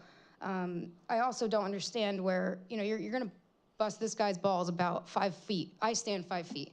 And I want to know what she does, that she has time to complain about 5 feet that's not actually on her property. That's where I feel like I'm missing out. I want that life one day. I aspire to that. But you're going to give him a hard time about 5 feet when here they're going to disturb more than half, and that's okay. Double the allowable. Well, but looking at things in total, I mean, you can't turn around. It's almost like being two-faced. You know, it's like, well, this is okay, but that's not. It doesn't make sense. You can't function that way. Another thing that I don't know if maybe it is considered when St. Luke's plans these things is the police impact. You're going from a residential farm lot that there's not much activity. There's no reason for somebody to visit that site. Yeah, I hear it. There's no reason for somebody to go there now. What's there? There's nothing there. But now when you have a building that's there and is gonna have lighting 24 hours, it's a good place for people to go and maybe do something else. So you're losing revenue and then you're adding a use. So it doesn't really equate to making sense. And then another thing, and I don't know, I'm sure there's... Time's up. Yeah, I'm getting there, Laura. I'm sure there's something in place as far as these trees that they're planting. I'd be curious to see what that oversight actually is. EAC loses its mind frequently over trees being removed. You know, left and right. So I would just be curious. I'm sure there's something in place. I just don't know what it is, and I don't know where to find that information. So if that can be outlined, it would be helpful to the residents. And again, they could pay property taxes on these properties, but they don't. For example, the one in Hellertown that they're saying they need a bigger place for, they don't pay property taxes on the one in Hellertown. They don't pay school taxes.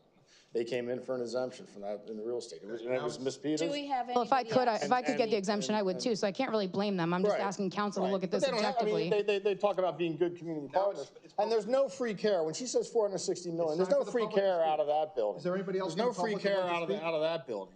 When it comes to land development, I think that we're done. There'll be like orthopedic doctors. You go in there, they're going to tell you to go to the emergency. I appreciate your comments. It's just that if you have you appreciate everything, Mr. If you Buba. have further comments, then we have to. Cheyenne, we have to typically move on. is over. The next Please person. sit down. My question is, when the trees go in, is there no somebody more that actually goes out and questions. oversees that these trees It's that not they're question and presented answer were actually time planted? For the audience. Take it for what they It's say. done. We're done with The same thing, like, you let somebody put a shed in because this is where they told you the property line is. If somebody says we're gonna plant 182 trees, does anybody look and see that there's actually 182 trees? Please sit My down. public comment Your from you turn at is this time. over. Now when I'm done, and I think I'm done now, but I kind of like you being yelled at. I kind of like being yelled at. Who wants to speak Thank you, Laura. Yeah, and it doesn't work that way, sorry. You're giving Vladimir De Leon a run for her money there. Anne Marie Slavic, Lower Saucon Township. One thing I do want to say is you don't always have to apologize for everything, Victoria and Laura. It's okay. It's okay that Tom asks questions. It really is. He was voted on this council just like you two were. If he wants to ask questions of anybody in the audience or anybody up here, he can. You don't have to apologize for it all the time. You don't have to block for everybody. You don't have to support, you know, St. Luke's, they're big, they're adults. They can speak for themselves about what they want to do on the land. You don't have to speak for them. So, supporting landfill. I do believe that I received an email as a patient and a Lower Saucon Township resident from St. Luke's during one of the campaign back in 2023, which we all know, we've talked about. which I'm pretty sure is against their ethics of their non-for-profit, and they shouldn't be getting involved in campaigns. But they blatantly did in a written email, talking about the property at Anderson and how the view for whoever is at Anderson is going to be a problem because of the landfill expansion. And I knew, as soon as I got that email, I said, they want that land for something. They want to expand the land. Put the map back up. Yeah, you want to put this property here, you want to put a building here. I drive around the Lehigh Valley and I see buildings going up. Okay, agenda item is. I see the buildings going, variances this is for part of it. Saucon. This is part of it. This is sounds part of like it. non-agenda item. It's part of St. Luke's. It's part of St. Luke's. It's an issue with St. Luke's. They're a non-tax-paying entity. So it's a problem. So what they want to do is take land from other places, other people, other opportunities. They want to take land from other opportunities and use it for their own use. I personally, as a patient and a community member, here's my question. How many doctors, nurses, staff, people who read radiology reports were fired because they didn't get the COVID vaccine? That's what I want to know. I would like to know that. That's a rhetorical one. You don't have to answer it. How can we provide better care and better health care and not build buildings? Why are we building buildings everywhere? Why are we utilizing resources, land, and building buildings when we don't have the health care that we need for this community? It took me a month to get a mammogram appointment. That takes about 20 minutes. A month. And they looked in Lehighton, and they looked at every facility they had, and it took a month. Are more buildings gonna solve this problem? We need people there, we need businesses there that are gonna pay taxes, that are gonna help out the community. When you could go 2 doors up, 2 exits up, and go to the Anderson campus, which is why it was built. Can you wrap up, please? Yes, thank you. Do we have They other own- public comment? They own a lot of real estate. Medicare billings 2023, 1.1 billion. Buildings, 1.4 billion, 2023. That's where they hide the cash. Just Look at state that. your name. Put that map up, and please. go. Put the map up again. Tom, we're having public comment now. Yeah, I want to show it, yeah. Okay, we're having See, public it's comment. the hell with the environment, if you gotta build something, you know, for Dick Anderson, I'd do that map. Okay, I'd like the other series Can of you maps. put up the applicant's, I'm sorry, can I speak, Virginia? No, I want that. I Really? want to talk about that. can you put You up the have her applicant's- She doesn't want just you. Don't take that. plug in it? Okay, Clear who runs the meetings here. that down. You run them, he runs them, topic. she talks when Okay. she wants, And and the you- public Don't be take that down. damned. The public be I tried damned. to let you speak. Now will You you did, start? and she piped up Okay. like she always does. Make your It is comment. so typical. She is so sorry and apologetic. I want to apologize for everybody but herself. How about that? And now she's smug and smiley and cute and cuddly. Clock, we're going. Yeah, exactly.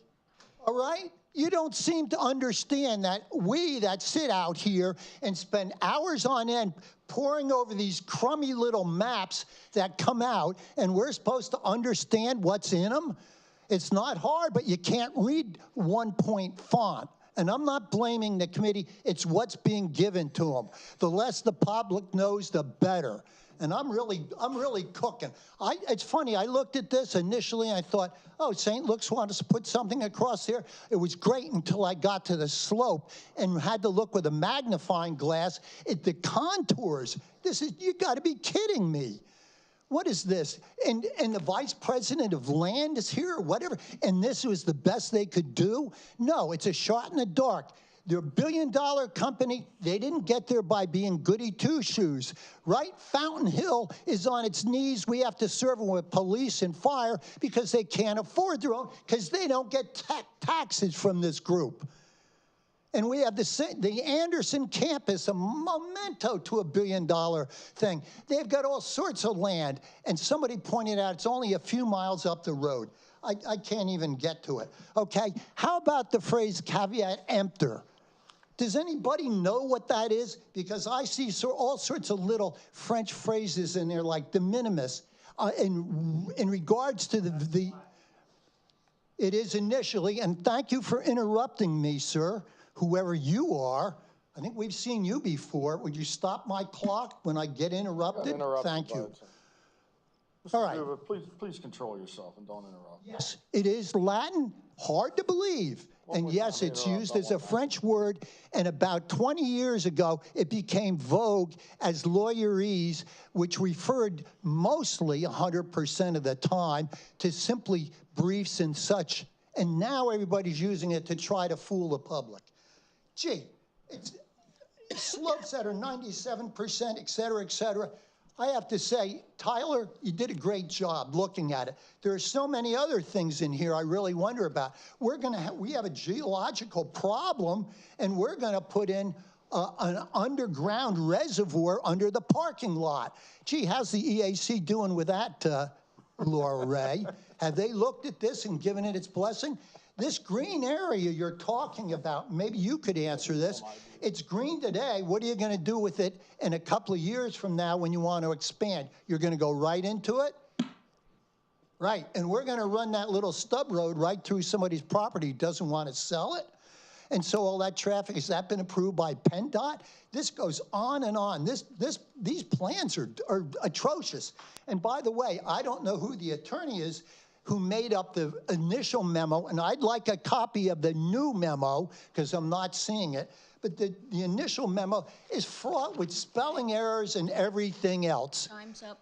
Yeah, boy, the time is certainly up on this. I'll tell you, it's really sad. Do we have anybody else who wishes to speak on this? 2022 revenue, 2.97 billion. Net income, 195 million. Do we have somebody else who wants to speak on this? Richard Anderson compensation, 3.7 million. Ed Naraki compensation, 1 million. No school taxes. No school taxes. It's not your turn to speak. Your time Oh, is over. I thought it was. I'm sorry. No. You're speaking nonsense anyway. Well, it's, no, the revenue was 2.97 million. We have The no net more income was public 195 comment. million. We had a And Rich motion on Anderson the comment floor, is which was 3.7. seconded. Can we have a roll call? Nothing from EAC on this. Mr. Croce, No. Ms. Ray, Yes. Ms. DeLeon, Can you hear me? yes. They should be What is your ashamed of vote? themselves. They should be ashamed of themselves, but they're not. Ms. DeLeon, Yes, can you hear me? I can hear you. Is it a yes or a no? Yes. Should pass. I don't know. Ms. Optoff Cordero. I vote yes, and I just want a point of clarification. During public comment, there was a statement made that we're treating different people differently that came before us this evening with their variance requests. So we had 2 residential requests, and now we have a business request, and on all of them, the motions have been that we take no position, meaning that we're not in favor of and we're not opposed of. This is a matter that goes before zoning hearing board, and zoning hearing board has the ability to make that decision however they may choose. So I don't see any difference in treatment between any of the applicants that came before us this evening. My vote is yes. It's not this evening. It was when the old Philadelphia Pike came across. You voted to not send anybody there. Then you changed your mind after you heard from the residents. So you have treated people differently. Motion passes 3-1. Mr. Bononis absent. Thank you. Thank you. Thanks for not funding our children's education with school taxes. Thank you. You give them Sleep well. a minute here to clear. And nice to meet you, Mary Jane. As always. Someone can help Mr. Buba find his car. That'd be great. Thank you.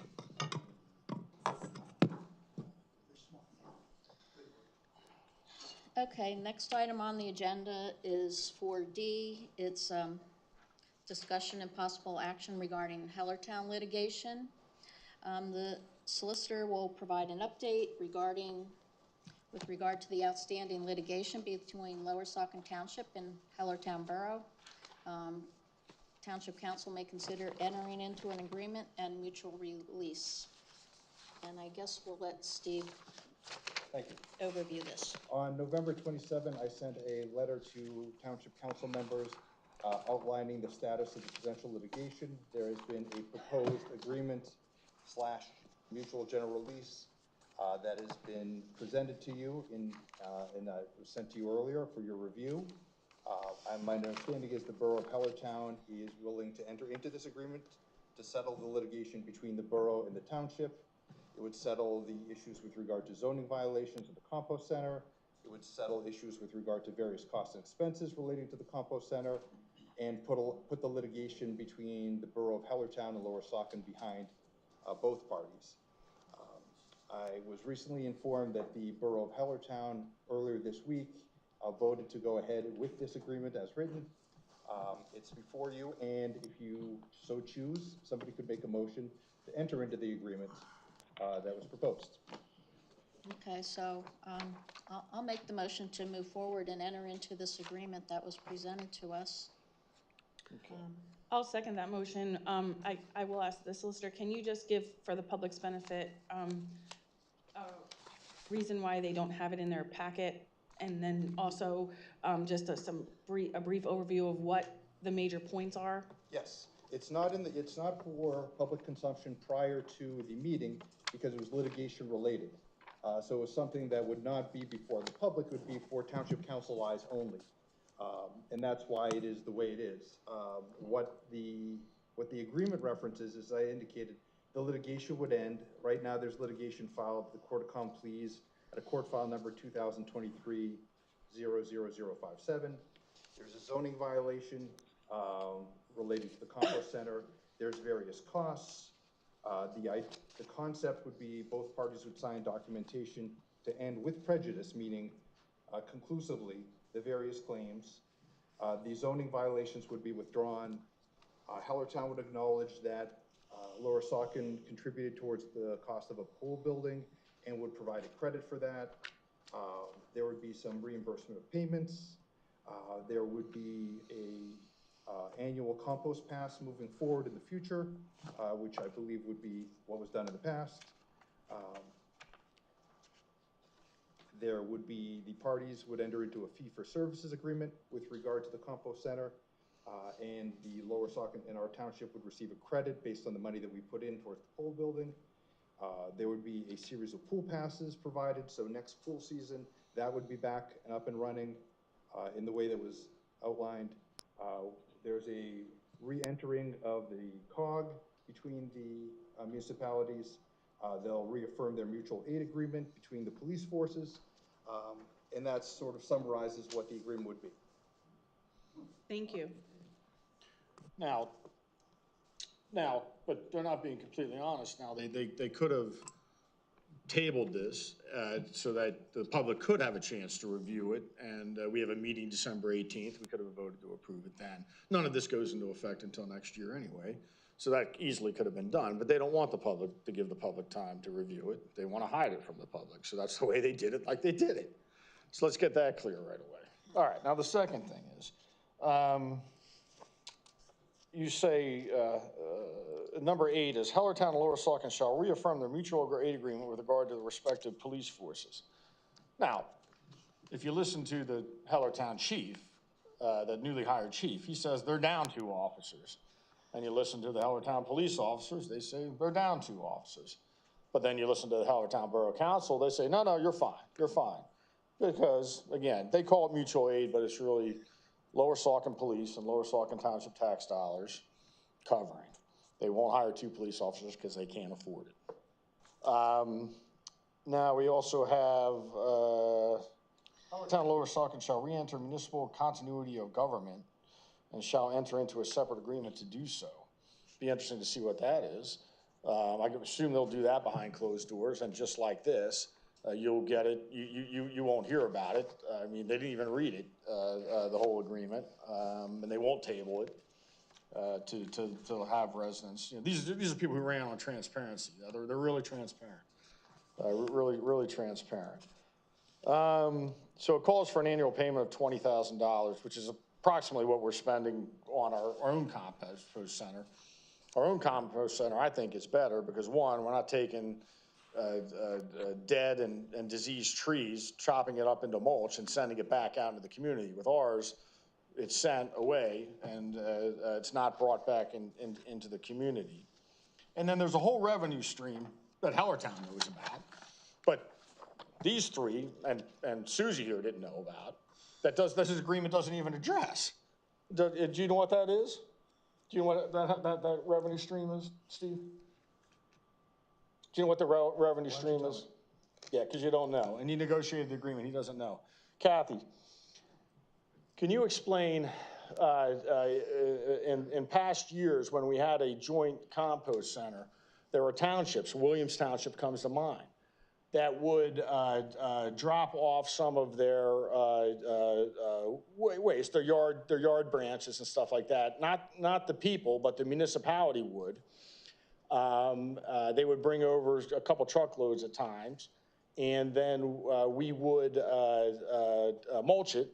And at times they either paid us straight out or they reimbursed when we had to bring the chipper in, the big chipper in. Right.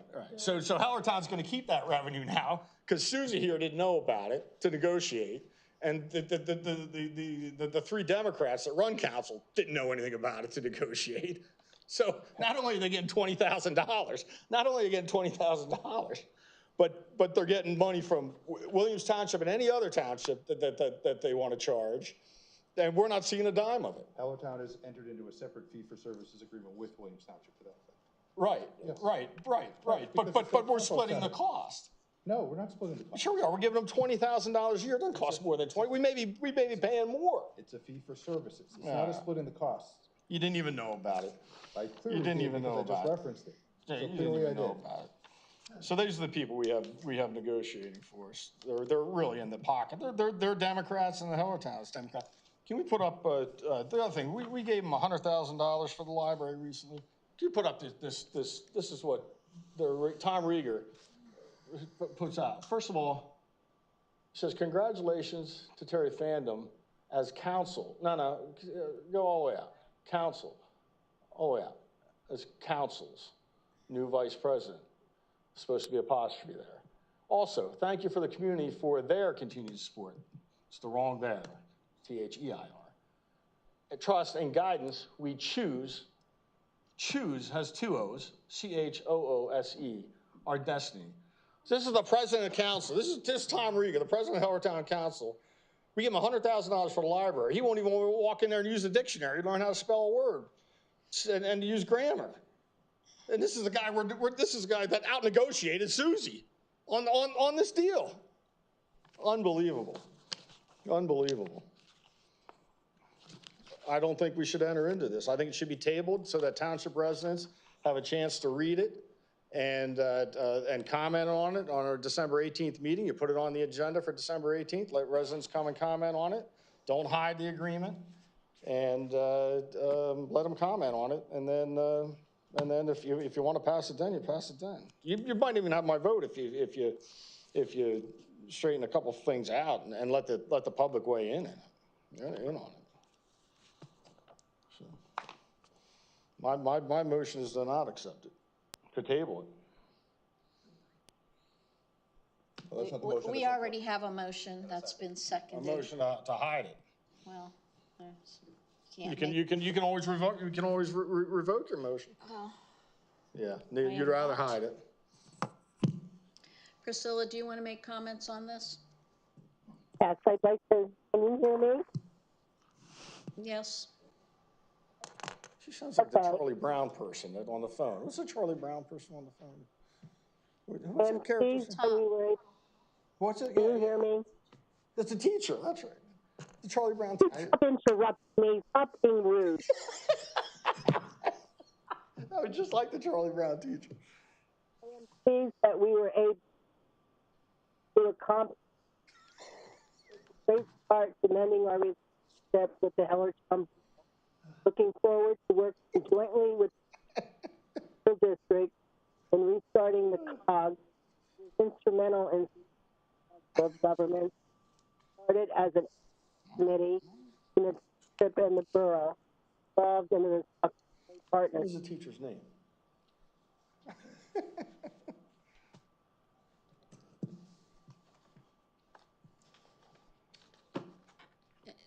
you finished?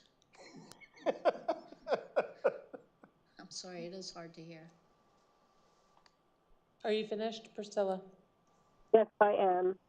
Okay. Victoria, do you want to go next? I'll go last. Sure, I'll go next. So I think that this is a very, very important advancement for our community. I think that it brings, it's a step in the right direction to restore the community relations that we've had for many, many years. I've stated before, we previously had access to the compost center. We jointly operated that compost center. Our residents had the benefit of going there and disposing of their yard waste, but also obtaining mulch. And it was something that a lot of people enjoyed. They lost that. And when they lost that, not only did the township have to incur costs in creating a new yard waste facility, I think the first most important thing to point out is that we don't have a compost center in Lower Saucon. We have a yard waste facility center that, in my opinion, is very unsightly. It's right across from the high school, and that's where residents have the opportunity to drop off their yard waste. But then the township has to ship it out of Saucon Valley into another community and dump it at a different compost center because we just didn't want to work together at the time. So I asked Kathy to pull some numbers for me, so I had some benefit in reviewing this agreement and how it would benefit our residents. And she was kind enough to do that. So she did provide the costs that we have when we operate our own yard waste facility center that does not allow for mulching. So everybody understands, currently for year 2024, the cost to operate the yard waste facility center is $28,110.83. So that includes our staffing, and it also includes the Victory Gardens fee for drop-off, which is $6,000 in and of itself. In addition, when we lost our access to the compost center, there was litigation. So the township withheld money from the borough of Hellertown that was due and owing to them. This agreement now satisfies what was due and owing to Hellertown with that respect. But the township incurred legal fees in trying to defend itself during that litigation. So we spent another $15,706, at least that's what the current spreadsheet shows, on just litigating Hellertown and trying to defend our position. We, maliciously tried to issue a notice of violation against the borough for operating the same compost center that we participated and operated together for many years. So on its face, it was a very frivolous and malicious action. So that doesn't even include the cost of our staff, Jim Young at the time, in preparing that material. And I'm not sure who directed him to do that, but it was very obvious to anybody in the public at the time that the notice of violation was only issued in retaliation for the fact that we no longer had a jointly operating compost center with the borough of Hellertown, and it was just very sad. So, we directed our solicitor to come forward and work with the borough of Hellertown and try and resolve the litigation so that we no longer incurred fees and that we could restore the services. And during that process, he's worked hard on that, and I appreciate the agreement that's been prepared. It not only takes care of the compost center issue, so it's a fee for service, meaning that the township pays a flat fee, and in return for the flat fee, residents can come to the township, get a card, and when they get the card, they can go to the compost center as many times as they want and use it as they used to. So residents don't pay any fee for that. I will also say that in looking at historical data for the compost center, if you go back to year 2022, which is the last year that Lower Saucon Township residents had the ability to go to the compost center through their township residency, Lower Saucon Township's yearly total of visits for the compost center was 2,732 visits in that year alone, okay? In 2023, while we had our yard waste facility and we were paying money to operate our own yard waste facility, residents in our township still wanted to go to the compost center because they, for whatever reason, wanted to drop their stuff off there. They wanted to get mulch, whatever they wanted to do. So in 2023, aside from the fact that we had our own yard waste facility drop-off center, there were, in 2023, 811 visits, okay? That's 2023. Now, maybe people didn't realize we had a different yard waste facility center, but on top of that, they paid $25 to get access to that yard waste facility center. So it's not like, you know, before where residents could just go there and show their ID card and get into the compost center. They actually had to buy $25 access to the compost center because of this rift between Lower Saucon Township and Hellertown Borough. So, you know, to me that says something when our residents say they don't want to use the yard waste facility center that Lower Saucon set up for free. They pay $25 to get access to the compost center. So clearly the residents are speaking and saying they appreciate that facility. And then in 2024, you know, we've had a whole year where the township residents may have learned about the yard waste facility center. I get updates all the time about their operating hours and all this stuff. So I think there's more awareness in 2024. So you think, oh, you know, the usage for the compost center will go down because more people know that Lower Saucon now has its own facility. Well, that's not the case. In 2024, the visits to the Hellertown compost center, which doesn't include December, goes to 1,187 visits. So our residents are speaking even louder this year that they really want to go back to the compost center and they don't want us to have our yard waste facility center that doesn't give them mulch. Yeah, they're all here. They're all here demanding it tonight. I think that speaks volumes. You know, it's data that's been collected. I don't know if the one thing I didn't have the opportunity to get was our data in Lower Saucon for our compost, for our yard waste facility center, comparatively speaking. But I think that it speaks volumes for not only our residents' desire to go back to the compost center and use it, but also when you look at the cost to operate our yard waste facility center at $28,110 approximately a year, we're actually saving money to go back. So I am very much in support of this. I think that we're resolving major issues in the township and bringing our community back together. It's something that was very important to me when I ran. It was important to the residents. And so I am very proud that we are able to deliver on this particular item and bring us back together with this. So that's my comment.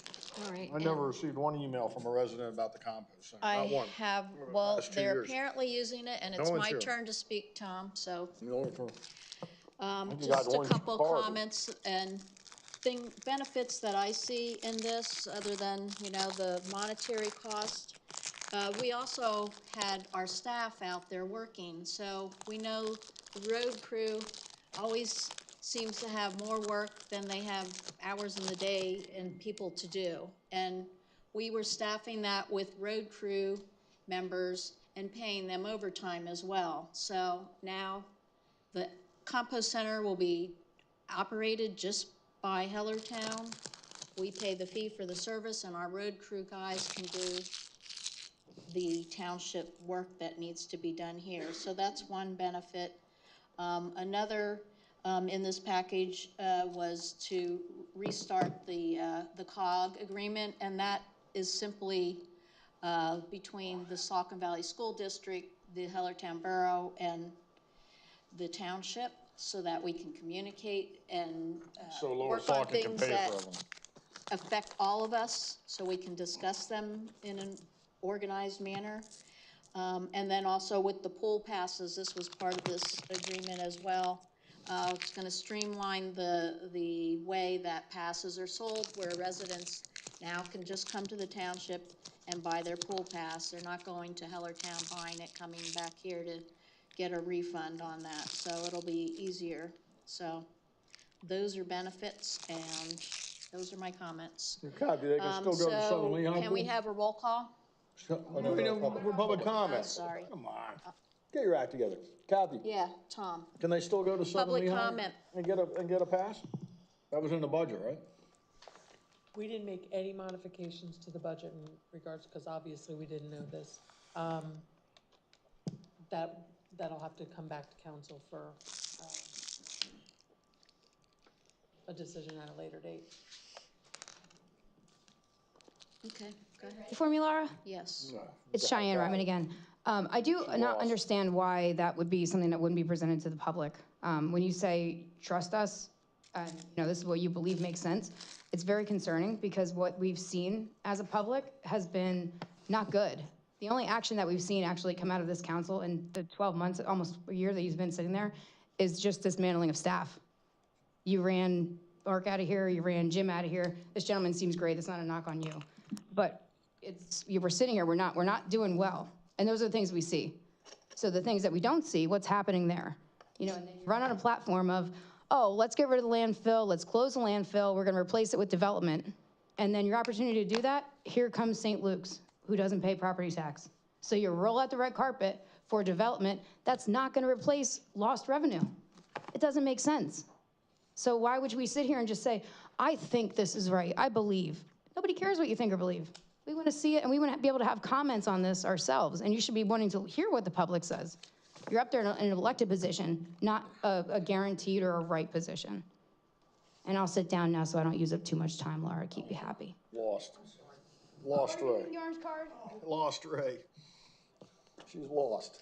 Do we have Any any other public comment? comment? Tom, Yeah, you yeah. can be quiet with your comments. lost. It's not your turn to speak. We're having public Oh, it's comment. not my time to speak? I thought it was, Laura. I'm Thank you. sorry. This is I'm sorry, Jennifer Laura. Helton, and I want to thank you all for all that you've done. You've stood up here, and this is one of the statements that you wanted to work on, to make a community between us, the school, and Hellertown. We circle around them. We should be working together, and everyone's comment here is not always welcome, but I do want to thank you all for your hard work, for the township and the work that you do, Kathy, everybody puts in together. So I think you should move forward on this. This is something that you all have been committed to do for some time. Thank you. And that's the co-chair of the EAC, who was completely silent when St. Luke's came in and said they were gonna use double the allowable space. What was that? Thank you for recognizing that. Yeah, I do, I recognize. I Quiet. appreciate that She's because- quiet when someone's funding the landfill opposition, but she's Not true. quiet on environmental issues when someone's funding the landfill opposition. We'll see if you show up at zoning here. You didn't even ask for EAC to hear it, to look at it. So the EAC did. They will see it again after it goes to zoning. So thank you for bringing that up. Yeah. Thank you very much. Quiet when someone who's funding the landfill opposition. Do we have any other public comment? Tom, is it's not destroying the your environment. comment. Is destroying the environment. Yep. Quiet then, right, Jen? Excuse me. Good evening. I'm Sandra Miller. I wanted to commend the council for moving forward on getting the compost center back. I know this has been a trial. This is my first time here in a little while. I've been on a board for 16 years, and it is remarkable how this process is going and the behavior of the public. You are working hard, and you've fulfilled a really commendable act by bringing the COG back. I was a member of the COG probably 8 years while I was on the school board, and we worked really well together, and it's an opportunity to sit down and have conversation among the 3 governing bodies that have the biggest impact on our community. And I wanted to make sure that you know I appreciate that you're bringing it back. And I have been using the new compost center, the old compost center, since it was opened. And it'll be nice to have the nice one back, get our compost back and to be part of a community again. And again, thank you for all that you're doing. Thank you. Do we have anybody else?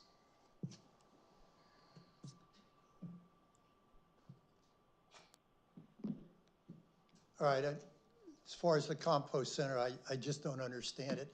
I go to the one Dave Boulan, I am. And you know what? I see one person there handling all the garbage or all the whatever. I go to Hellertown and there's 4 guys sitting in there playing cards. They have this mammoth earth mover, huge buildings and all I can think of is we're paying for that. I would like to ask Virginia where she got those numbers from, and would she please, before she gets out there and bloviates about them, please pass them out so we all can see them. I really don't trust her. And as a matter of fact, Mr. Gadouzian, I know you're doing some important work over there, but I really would like to see those agreements. I just flat out don't believe what's going on. We're only getting part of the story, and I know that Mr. Carochi said something about tabling this so we can see, the public can see the numbers, not the people that are running for council. Again, it's clear what Virginia and Laura Ray and Priscilla are doing, building a case for somebody else to take over so you don't get these nasty questions that are hard to answer. So when she comes up with some number, I don't even know who she was talking about. This person's going to bring all these numbers together and give them to her so she can make a case in front of the public who can't see the numbers. And we can't see Mr. Gadouzian's sterling agreement. And how about all the pool stuff we're going to join? Wasn't that place full of needles and all sorts of stuff the last time I heard? Gee, nobody wants to talk about the tough stuff. Sounds like the election we just had. Oh, sharp as a pin. Yeah, sure he was. I'd like to do that dance, but I'm not sure I could. I want to see some honesty, and I'm really not hearing it, and I'm tired of orange cards from people like Priscilla and Laura Ray, all right? Just hide it under the table and don't tell us about it, all right? It just goes on and on about the endless things. When I did a rough calculation at $30 an hour for what we pay our one person for 2 days a month, or 2 days a week, all right, for 3 hours, are you telling me that it must cost us another $14,000 to haul? Maybe Kathy can help us or help me, because I didn't have time to ask. There's another one. Where is it on the agenda that we're going to be talking about? Oh, I know, Hellertown litigation. Which one should we prepare for? Well, you can't prepare for it because you don't even know what it is and you don't even get the darn data for it. So how can you even talk about it? Thank you, Virginia, for a one-sided, dishonest presentation. That's who you people are. And you can tell it really rips me. And believe me, it's getting to be, I can't go out to dinner without somebody saying, thank you for standing up for us. I'm sick of standing up for you. I want honesty and I'm not getting it. Thank you, Yeah, I Dave. know. Thank you, Steve. Thank you, Dave. I thank you, Dave, for your honesty and for standing up for. Do we have any other public comment? That's it. That's the Priscilla. That's a Charlie Brown t-shirt. Marie Slavic, Lower Saucon Township. I just want to say, you know, I understand half the room wants things to go back to normal, but there's a situation I think that we have to just keep our eye on in government, and that is that we can't always trust everybody because the government has money from the taxpayers. Remember, they don't make anything, they don't build anything, they get money from the taxpayers. The taxpayers are really responsible for coming to these meetings and asking questions. And I know that some people don't like the questions to be asked, and they just want everything to be pushed under the rug. But the bottom line is there's fraud. There's fraud everywhere. And everything has to be accounted for. And it just seems like, I'm just going to say this for all the people in the room who might be new, who might not really know what's going on here, and it might seem like a little crazy. But I just want to say, so they understand, that there's a trend here. For all you taxpayers in Lower Saucon Township, there's a trend. Hellertown runs it, we pay for it. And you guys, the Democrats on the council, and I'm not saying it because you're Democrats, I'm saying it because you're doing it, You're always blocking for Hellertown. You're always blocking and making excuses and hiding and blocking again. I say blocking for Hellertown. Just like you're blocking for St. Luke's. Whatever they want to do is okay. Whatever Hellertown wants to do is okay. Don't question them. Just keep giving the money out. And don't let anybody see what's really going on. And, you know, you get your own solicitor here, and he's handling now all the Hellertown litigation. And Dave's right. We don't know which litigation it is. But just beware, everybody. Just beware. It might look annoying. It might be annoying. The bottom line is when you're involved with the government, it might be annoying to have somebody continuing to question things. Just like Donald Trump. You're all annoyed about that. You have to question things. You have to. You have to question, where's this money going? Who's getting it? What are they doing with it? That is what we're supposed to be doing. You can't just blindly say, I like this, I'm okay with this, so just go along with us. That's not how it works. It's better to question. You can't keep paying the same amount of money out every year and not asking, what are you doing with the money? It's happened before, it will always happen. There's fraud in the government all over the place, and you always have to just keep your, you just have to keep things in check. Everything has to be checked and checked and checked and questioned. And stop, what I would like to see is stop harassing the people who are questioning. It's okay. That's right. You should be able to answer questions, but they don't want to. Do we have anybody else for public comment? All right, seeing none, can we have a roll call?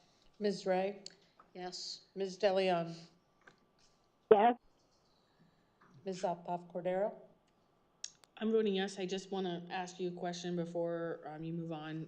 The total cost for our compost center, the figure that I quoted, the $28,110.83, who created that spreadsheet? Myself and Mr. Rossich. Thank you. Mr. Carochi? No, I think that the public should have a chance to review the document before it's voted on by residents. It's the way to be transparent, which this council's, the majority, the Democratic majority is obviously not. And the council, you know, they should let the public see it. There's no reason why this can't wait till December 18th to be put on a public agenda, and the public would have 2 weeks to review it, or a week, you know, a couple days to review it, and could be voted on then. It doesn't have to be signed today. They're doing it because they don't want the public to come here and as Ms. Slavic said, question them. They don't want to answer questions about it. They don't want the public to be educated on it enough to answer questions. And that's who they are. And when you say fraud, you're exactly right. That's a type of fraud. They're committing a fraud on the public. So no. Motion. Lost.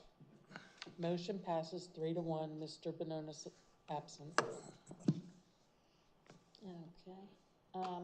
Next item on the agenda is 4E, the 2024 paving project for Cherrywood Development, the payment number 2, the final payment.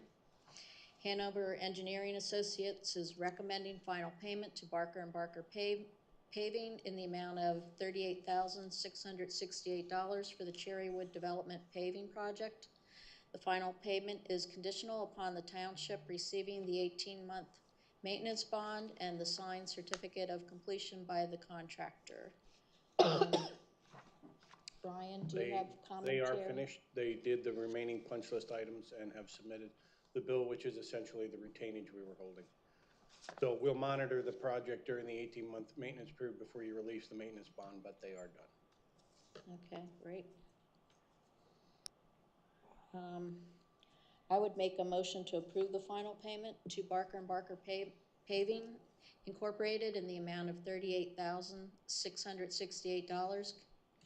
It's conditional upon the township receiving the 18-month maintenance bond and the signed certificate of completion by the contractor, which sounds like we're good for that. So I make that motion. I'll second it. Tom, do you have This comments is on this? paving projects. This is the third one we've done over the past 3 years. We did Steel City, we did Saucon Terrace, I believe it is, and now this one. Now the Democrats in this council don't see the need to pave anything. There's nothing scheduled for next year, to my knowledge. Even though we have, what, $9 million in the bank, Kathy? Approximately? Correct, but we do Taxpayer have, dollars. So if your streets, Kathy you was think your trying to streets finish, she need, was trying to go answer, ahead. she was Go trying ahead, to say Kathy. something. Go ahead. I apologize. We do have Peachtree Stormwater and paving and Frederick and Yost that we're working on. All right, all right. Well, fact of the matter is, we should be doing a lot more of these projects because we have $9 million of taxpayer money in the bank. It's your money. It's not their money. They think it's their money, but it's your money. And you should have roads that are nice, don't have potholes in them, that are wide enough, and are safe for pedestrians, for cars, and for kids that bike, and so on and so forth. So hopefully we will continue doing this. Although without that landfill money, it's going to be tough. But they've sided with St. Luke's to oppose the landfill, no matter what St. Luke's wants to do environmentally, to their property here in the township or to their property at the Anderson campus. Priscilla, do you have any comments on this one? Charlie Brown teacher, where is she? Can you repeat? No,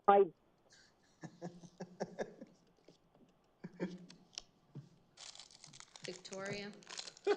No, I don't have any other comment on this. Charlie Brown I teacher. just would caution, every opportunity that there is, I hear allegations that I would consider a lot of fake allegations and misrepresentations of things that have occurred, insinuations of what people think and why people do things. And I'd appreciate, and I continue to appreciate the residents seeing through the information that you hear from certain members of council. Well, that's a code of conduct violation. That was a personal attack, so we'll have to ding her for that one. I'm the arbiter of the code of conduct. All right, do we have public comment?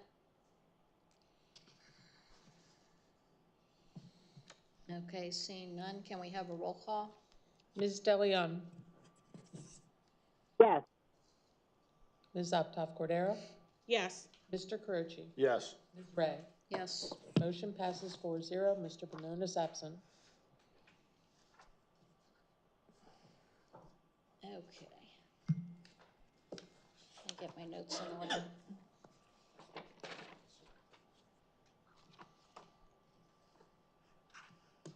So next item on the agenda is 4F, discussion and possible action to create new ordinance for fire revenue recovery. I requested to have this discussion on the agenda to develop an ordinance to assist in the efforts of our volunteer fire company to recover expenses incurred for their services. So I have some detailed information that I made notes about that I'm going to read from. So in some of my Thanks for coming. PSATs, Oh, good. Come back. some of the PSAT sessions that I've been to, this topic came up somewhere along the line, and I started looking into it, brought it up at some of our meetings that we have with the fire volunteers, discussed it with our consultant that we've been working with, Jerry Ozog, and then I mentioned it to Steve as well. So in Pennsylvania, volunteer fire companies have legal authority to bill and recover costs for certain services that they provide. The laws surrounding this ability are governed by state statutes and local ordinances that allow fire companies to charge for specific types of emergency responses. So the specific legislation is Pennsylvania's Act 8 of 2016, officially known as House Bill 1877. This expanded the ability of emergency service organizations, including volunteer fire companies, to recover costs for certain services they provide. It outlines the types of incidents for which they can recover costs and the procedures that they must follow.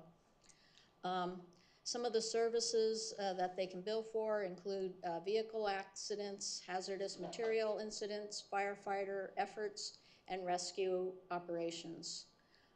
Fire companies that do this typically bill insurance companies for their services. There are limits on the billing, what can be charged. Fire companies generally recover only for direct costs incurred during the emergency response, such as fuel, labor, and equipment usage. The costs are typically based on a predetermined rate schedule, which must be justifiable and aligned with actual expenses incurred by the fire company or emergency service organization. For this billing process, there's actually an outfit that they would use, PAFRS, which is PA Fire Recovery Services.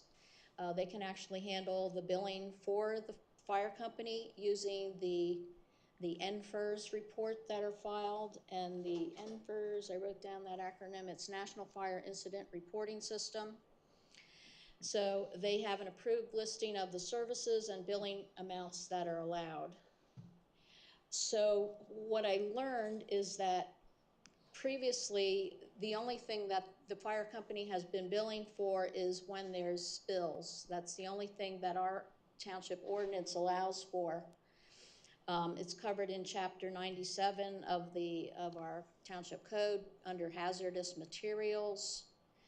There's very little said in here, but it indicates the township of Lower Saucon, its designated fire departments, police, emergency personnel, agents, or employees herein collectively referred to as the township may perform the necessary work and recover from such manufacturer and/or owner and/or common carrier, including pipelines, a fee sufficient to compensate the township for both direct and indirect costs and expenses, including but not limited to special equipment, cleanup materials, labor, and special services used to perform this work. And then the special equipment includes foam, dry chemicals, sand, and other things used for spill as deemed necessary by the fire chief or officer in charge. So that's all that we have in the code, and that's all that they've ever been able to bill for recovery. So what I would like to propose, I would like to make a motion to have our solicitor draft an ordinance to recognize Lower Saucon Fire Rescue, to have the ability to seek collection and reimbursement for the reasonable costs of responding to certain specified incidents, whether within or outside Lower Saucon Township. And that's my motion. I'll second that. First of all, can you write an ordinance? Have you ever done that before? We have sample ordinances that we received from the consultant. Good, I'll need a sample. That should cut down on this time somewhat. You have a first and a second? It should This be is your pretty comment? easy. No, I have more comments than No, I this, understand. So don't stop interrupting me. Okay, so this is a way, our residents already pay a fire services tax of 0.75 mil. It started out at 1 mil. A couple years ago, we lowered it to half a mil, and the Democratic majority raised it to 0.75 mils, I believe it is, last year. And how much tax dollars does that bring in a year, Kathy? We're actually at 0.9, and that brings in about 400,000. 0.9. Yeah. Right, so I misspoke, not 0.75. It brings in how much? A little over 400,000. 400,000. So our residents are already taxed $400,000 a year. And that doesn't include some of the annual funding we give them, which this year, what was it, about 275 total with the, altogether? I forget the number from the budget. We provide them $235,000 a year. We donate $12,000 for fuel, and we pay for their ladder and hose testing. Right, and we also, out of that fund, we paid off the balance of the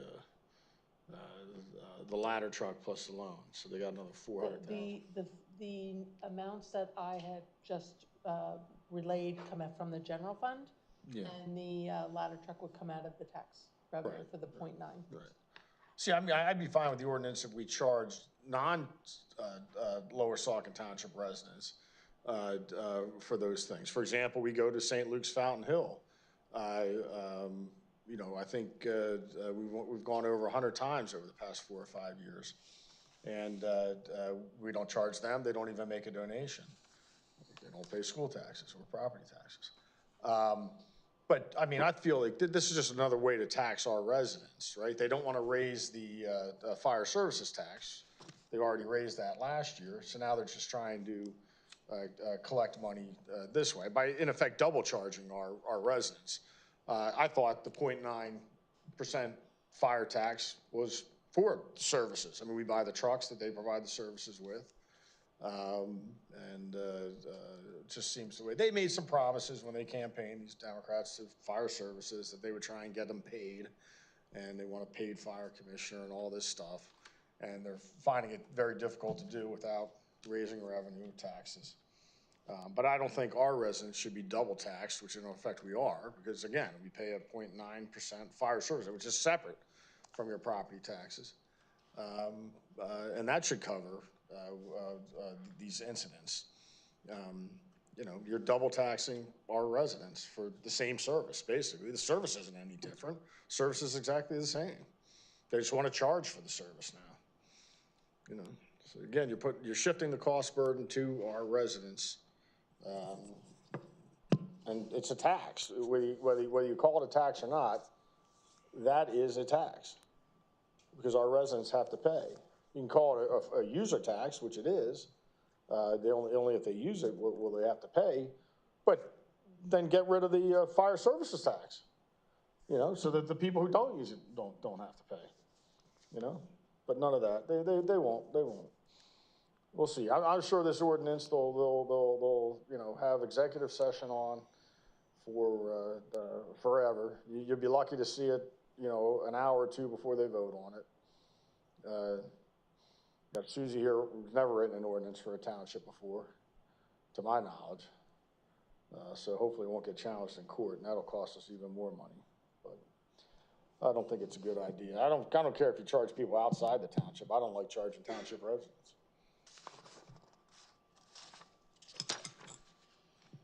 Okay, Priscilla, do you have comments on this? No, I don't. Victoria? Yeah, thank you. I just want to, I think, clarify, maybe it's a misunderstanding on Mr. Croce's part, but there's an allegation that somehow this is a double tax and that we're taking money from residents.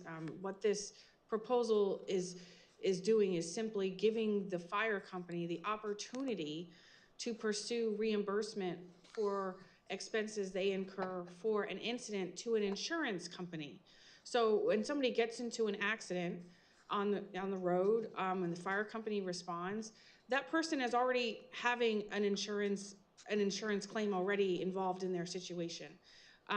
So their insurance company is on notice. And the rates would go up. And in some incidents, the rates will go up. They're actually township residents' rates will go up because they'll say this township just passed this ordinance. This township just passed this ordinance, and the rates are going to go up. Appreciate not being interrupted. How do you know? You're lost. Appreciate not being interrupted. I didn't interrupt you, and I would appreciate the same courtesy.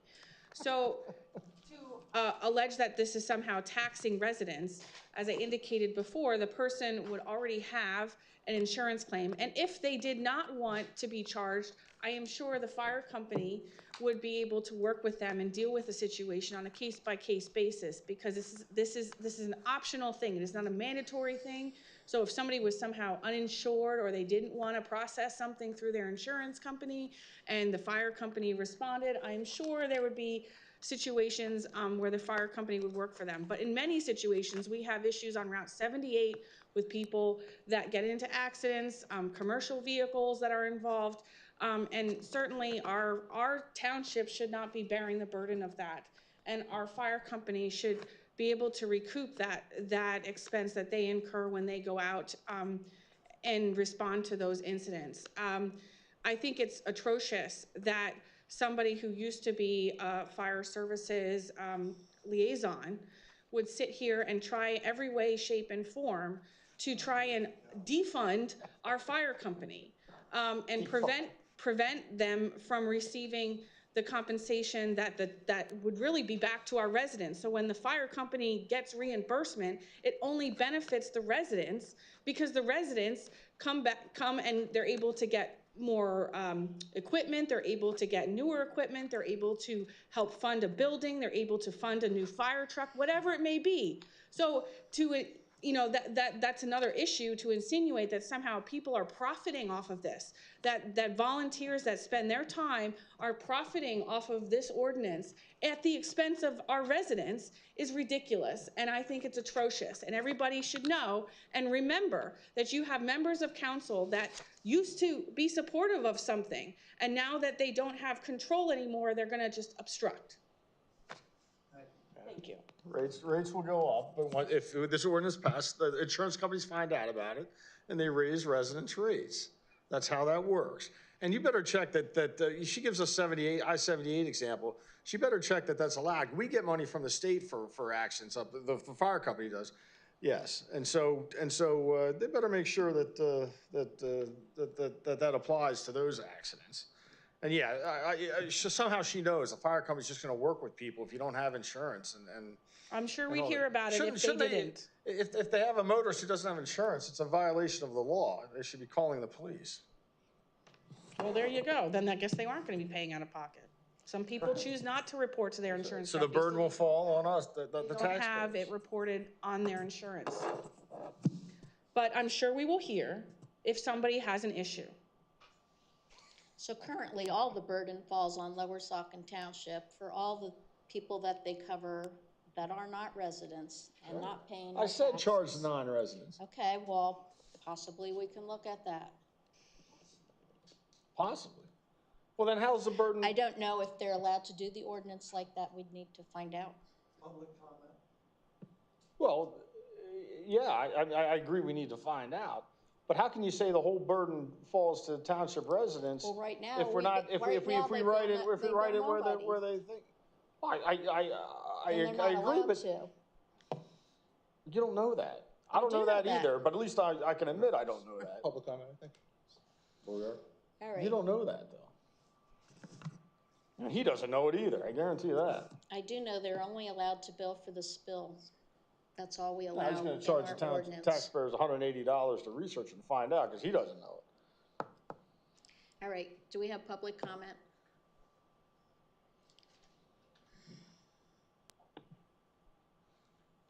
I'm older, but faster. Yeah. Believe that. No, don't. Dave Boulan. You know, it really sounded like a good idea for a minute. That's the problem when people start asking questions. So what I hear is, if I'm correct, and I'm sure somebody will correct me if I'm wrong, 78 is state and the state. So when we run out to take care of a tractor trailer that's run into a couple of cars, our fire department gets paid complete compensation for all that? No. So why, that's all state property? Or Laura Ray, this is your baby. Are we gonna get reimbursed for that? Is that what you're suggesting? That baby's lost. Crickets. Now, all right, I know how the Democrats work. I've seen it. When you're in a box, you just zip it up. The bottom line is, let's see the numbers first. How much are we going to get before we write new legislation and all that great stuff? And I know the three of you will just go, yes, yes, yes, all right? Because it really sounds good. Oh, we have new legislation, vote for us. No, let's see some hard numbers. And by the way, I will be speaking at the end. I want these numbers that came out today, and I want some memos that we didn't see, and a lot of other things. So maybe you ought to work on cleaning that up first, like Ozimic said about Hellertown. They got to get their house cleaned up before we start working with them. Even Mark said that. All right, so I'd like to know how much we get now and how much, if this thing went through, we would get. And by the way, any fool that has several accidents and thinks their insurance won't go up because they collect is a bigger fool than I would ever have guessed. Because you keep tapping on your insurance, your rates will go up. If you don't understand that, you shouldn't be sitting up there in that council chair. Now, once we pass this ordinance, the insurance companies will know. And let's say homeowners insurance. They'll say, well, now they have this ordinance where we're going to get billed if they call a thing. Your rates are going to go up. Your home insurance rates are going to go up because the insurance companies aren't stupid. They're going to know we passed this ordinance. Hello? And they can get billed. And she's trying to say, it's no cost to the taxpayer, no cost to, it's not a double tax. When It's a double you, tax every time you pay your insurance policy premium and every time you pay the fire tax. I actually grew, listen, I'm a homeowner, I know, I drive car and on and on. The bottom line is, Miss Ray, if I may, when you go to make a proposal like this, how about you put it in the packet so we have some idea what you're talking about? Here again, you just spring this on us, you make a motion, Virginia approves it, and whoever says okay, and it's 3 to whatever. How about letting the public know? That would be honest. That would be transparent. I'm not seeing that in this. And I was thinking it was probably a pretty good idea. But then again, I only had 20 seconds while you were talking to understand what you were talking about. So that's not right. And you keep pulling these shams on the public. You introduce stuff or you don't even say, we're going to have a talk about some whatever. And nobody knows what the heck it is until after you're done. Like Pelosi said, we have to pass Obama bill before we know what's in it. Well, that's what you do to us. You're just no different than the mainstream guys up there, except they have bigger D's in front of them. Do we have anybody else for public comment? Cheyenne Ryman, Victoria, I think you need to be really careful with your words because you're up here saying you're sure, excuse me, you're sure that the fire company will work with people that don't have insurance and you're sure that we'll figure something out and if they don't want to pay, they'll work with. You're really selling people a bill of goods that you're writing checks that your ass can't cash. Yep. You're committing to this stuff and you're trying to sell this to people that it's going to be okay and they're going to work with you and they have no obligation to do so. So do you want people to support things and get behind this knowing that you can't guarantee that would happen? That's empty and it's misleading. It's very misleading. And I do agree with Dave that some of these things should be in the packet. Like why can't it be uploaded to board docs? It's a lot easier to see it than it is when we're sitting here having it read and rambled and trying to follow along. You know, and one of your ads that went out during the campaign was to foster transparency in all levels of government. Not letting us see what the proposed settlement with Hellertown is, not putting stuff like that in the packet. It's not very transparent. And I'm not being whatever about it, but transparency is transparency. That means you show what you got. Not sit here and do nothing. You know, we want to keep it secret. We're going to make a motion and then it just passes. And then, like I said, I just can't believe that you would sit here and put people in that position and have them thinking, it's just okay. Think about what you're doing. Have some respect for your people, not just tell them it's okay, because it's not going to fall back on you. It's absolutely not going to fall back on you. And a situation like that, where does it end? We're already paying the fire tax. Where does it end then? Does that spill over to the police at some point? You know, where it's like you got to be afraid to call because you're like, well, I don't know what this is going to get billed. Or how do they bill that? So you said it's billed on labor and equipment that shows up. There were 3 things. So now if eight guys show up to a job to a fire call that really required 3, well, it's their discretion then, correct? Like there's going to be a standard metric. I think there needs to be more information before you start getting all nutty about writing an ordinance. And you know, non-residents, sure, they're not paying anything. Tax them. But don't tax us. We already paid the fire tax. Or increase it again like you did before. Be honest about it. Victoria never spoke to one Ty or anybody about what if someone doesn't have insurance. This was all Lost Ray's idea and talk about it. Victoria just came into it. So she doesn't talk to anybody. She's representing, oh, I'm sure they'll work. I'm like, yeah, right. How does she know? She doesn't know anything. She's clueless. I think I'll clarify that the township has the ability to authorize who is our volunteer fire company. So at any time, if we are unhappy with how the fire company is treating residents, we absolutely have the ability to authorize who responds to our fire services. If you recall, we deauthorized Steel City Fire Company when there was a dispute about how Steel City was operating. And I am sure that if a resident had a problem with the fire company, they would be the first one here, or Mr. Carochi would be the first one to read an email, and we would be able to deal with it. So I don't have any concern about whether Lower Saucon Township has the authority to dictate who, when, and where responds to our fire services. Now she's saying we can deauthorize. Right. It's the same thing. Right. You said they have the ability to charge or not charge. St. Luke says Okay. they pay for tax or not, and you let that go. Do we have any other And public no, comment? hold on, but no, she made, that's right. No, we're No, not she having said a something. No, she conversation. said It's something else. public She comment. said something else, I'm gonna speak again. She said something else, and I'm gonna speak again. Respectfully, She said, Mr. we can't Carochi, you deauthorize, we responded can't after she finished deauthorize. public comments. So, She's saying we can deauthorize you know, our me only fire responding, company, our only fire after company, you our only fire responded is company. just We appropriate. don't have another fire company to go to, and they know that. If you have to And they know provide commentary after each You know. person who makes a public comment, Okay, and do then we have complain more about other public people who do comment, the same, please? that's what it is. Not No, going we don't. well. So I think it's roll call. Not going well All for right, you, let's have a Vicky. roll call. Ms. Uptoff Cordero? Yes. Mr. Carochi? No. Ms. Ray? Yes. Ms. DeLeon? Motion passes 3-1, Mr. Bononis absent. All right, next item on the agenda is the approval of the October 2024 financial reports. They're ready for our review and approval. I'd make a motion to approve the October 2024 financial reports. I'll second. Tom, do you have questions or comments on the No. financial? No. Priscilla, did you have any questions on the? No, I think she Victoria? said no. I don't have I think so, anything. too. Yeah, I don't have any questions on the report. So can we have a, I guess, public comment?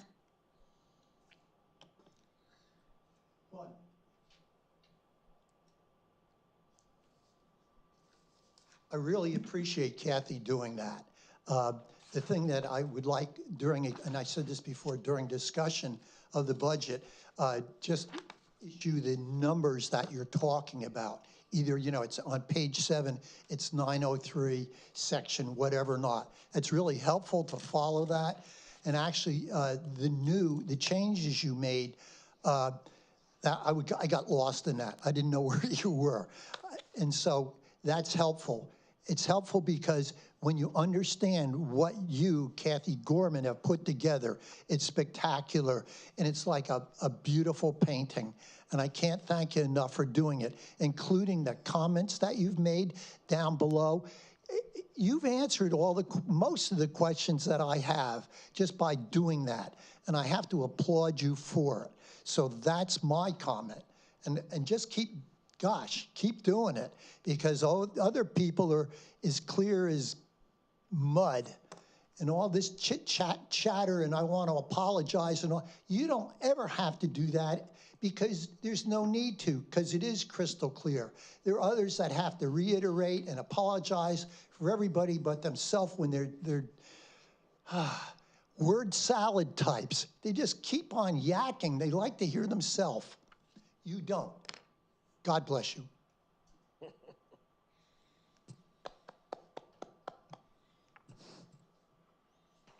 Any other public comment? All right, if not, can we have a roll call? Mr. Carochi? Yes. Ms. Ray? Yes.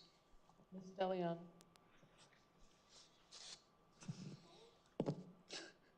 I don't know. Ms. DeLeon? yes. Ms. Uptoff Cordero? Yes. Motion passes 4-0, Mr. Bononis absent. All right, so now we're gonna have our reports. Kathy? I have a few items. I just wanted to relay again that Northampton County had that burn ban. I still believe that's in effect. So please be cognizant of that. The yard waste facility has been extended. There'll be Saturday the 30th, December 7th Saturday, and Saturday, December 14th from 9 to 1. We're still collecting squishmallows. Drop them off at the office. It is benefiting Emily's Hug Me Drive. And we've been doing this for several years. It's a good opportunity to help children with cancer. I did want to make an announcement that Karen Samuels has resigned or retired from her position of historian. I'm going to assume the historical committee will make a recommendation as to a replacement for her position. And I did want to reiterate again that we will be posting or advertising for the open seat on the zoning hearing board. Upcoming events, we have the Lower Saucon Fire Rescue Ladies Auxiliary, Letters to Santa, Lightsville Fire Station from 6 to 8 on December 6th. On Monday, December 9th, the Saucon Valley Conservancy will have their open house from 6 to 8 at the Heller Homestead. And December 14th, the Lower Saucon Township Historical Society, they have photos with Santa at the Lutz Franklin Schoolhouse from 11 to 1. And we wanted to thank everyone for this past Tuesday was the last day for Giving Tuesday, and the Lower Saucon Police Department delivered 705 pounds of food to the New Jerusalem Evangelical Lutheran Church Food Bank. This is the 6th annual fill for the police car food drive, and we wanted to thank everybody for their donations.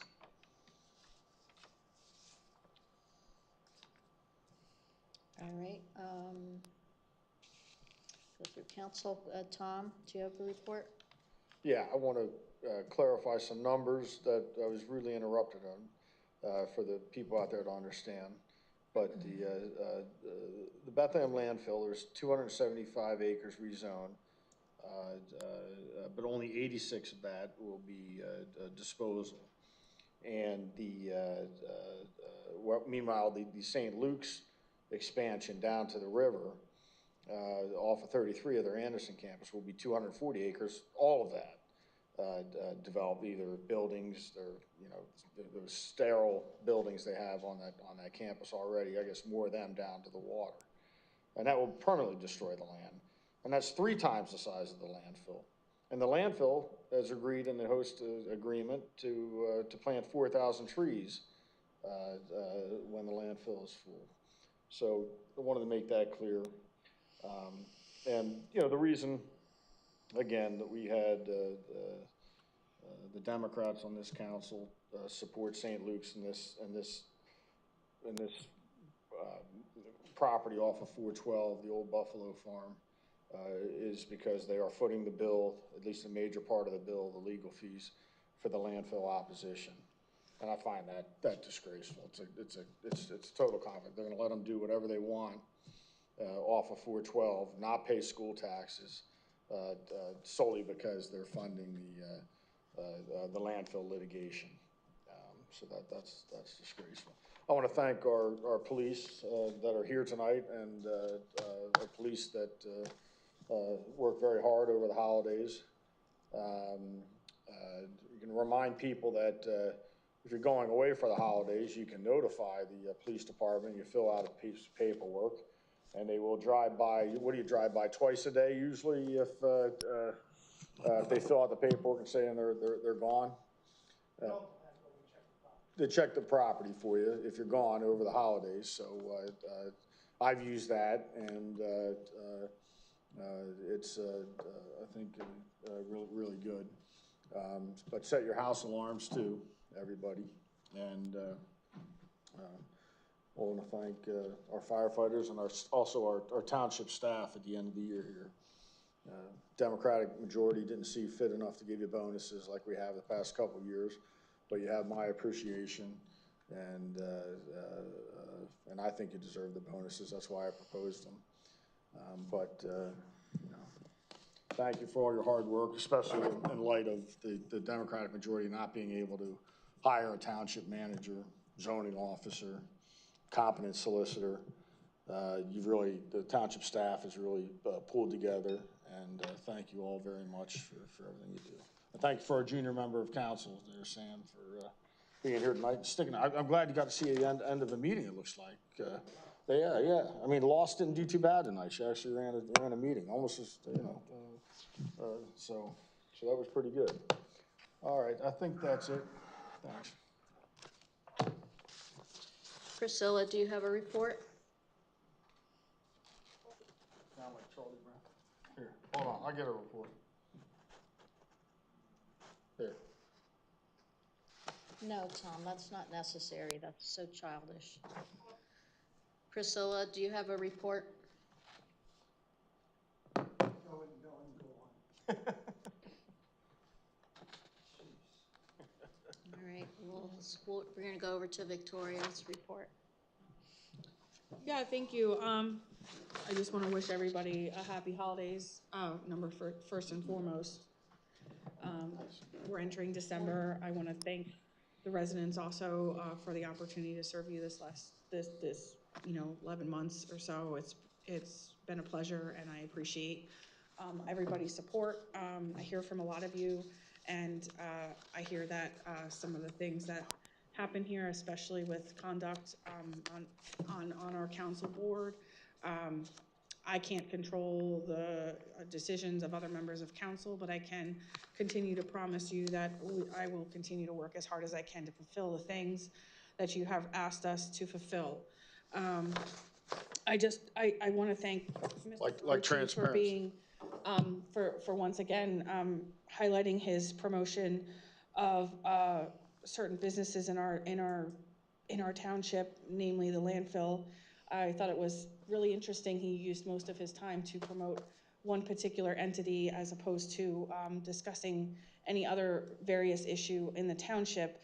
I also thought it was really interesting that he keeps on repeating that he knows that the hospital is paying the majority of legal fees. I would like to know where Mr. Croce received that information, because I know that I've been in every executive session or otherwise, and I have not heard any information about who pays legal fees and how. So I'd like to know where he gets that information, and who shares that with him. I mean, I don't know if he talks to people who are suing the landfill or whatever, but that's pretty interesting.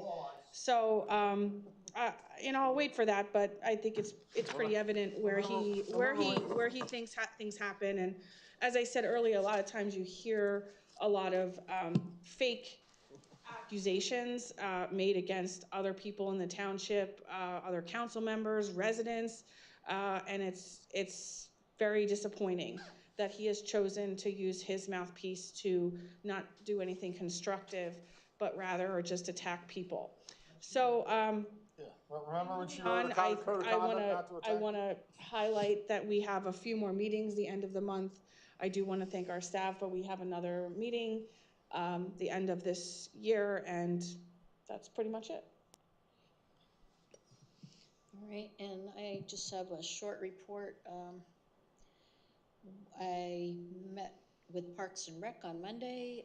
They are finalizing their resident survey, so we are expecting to bring that to council at the next and final meeting of the year to see if council will approve getting that out to the residents.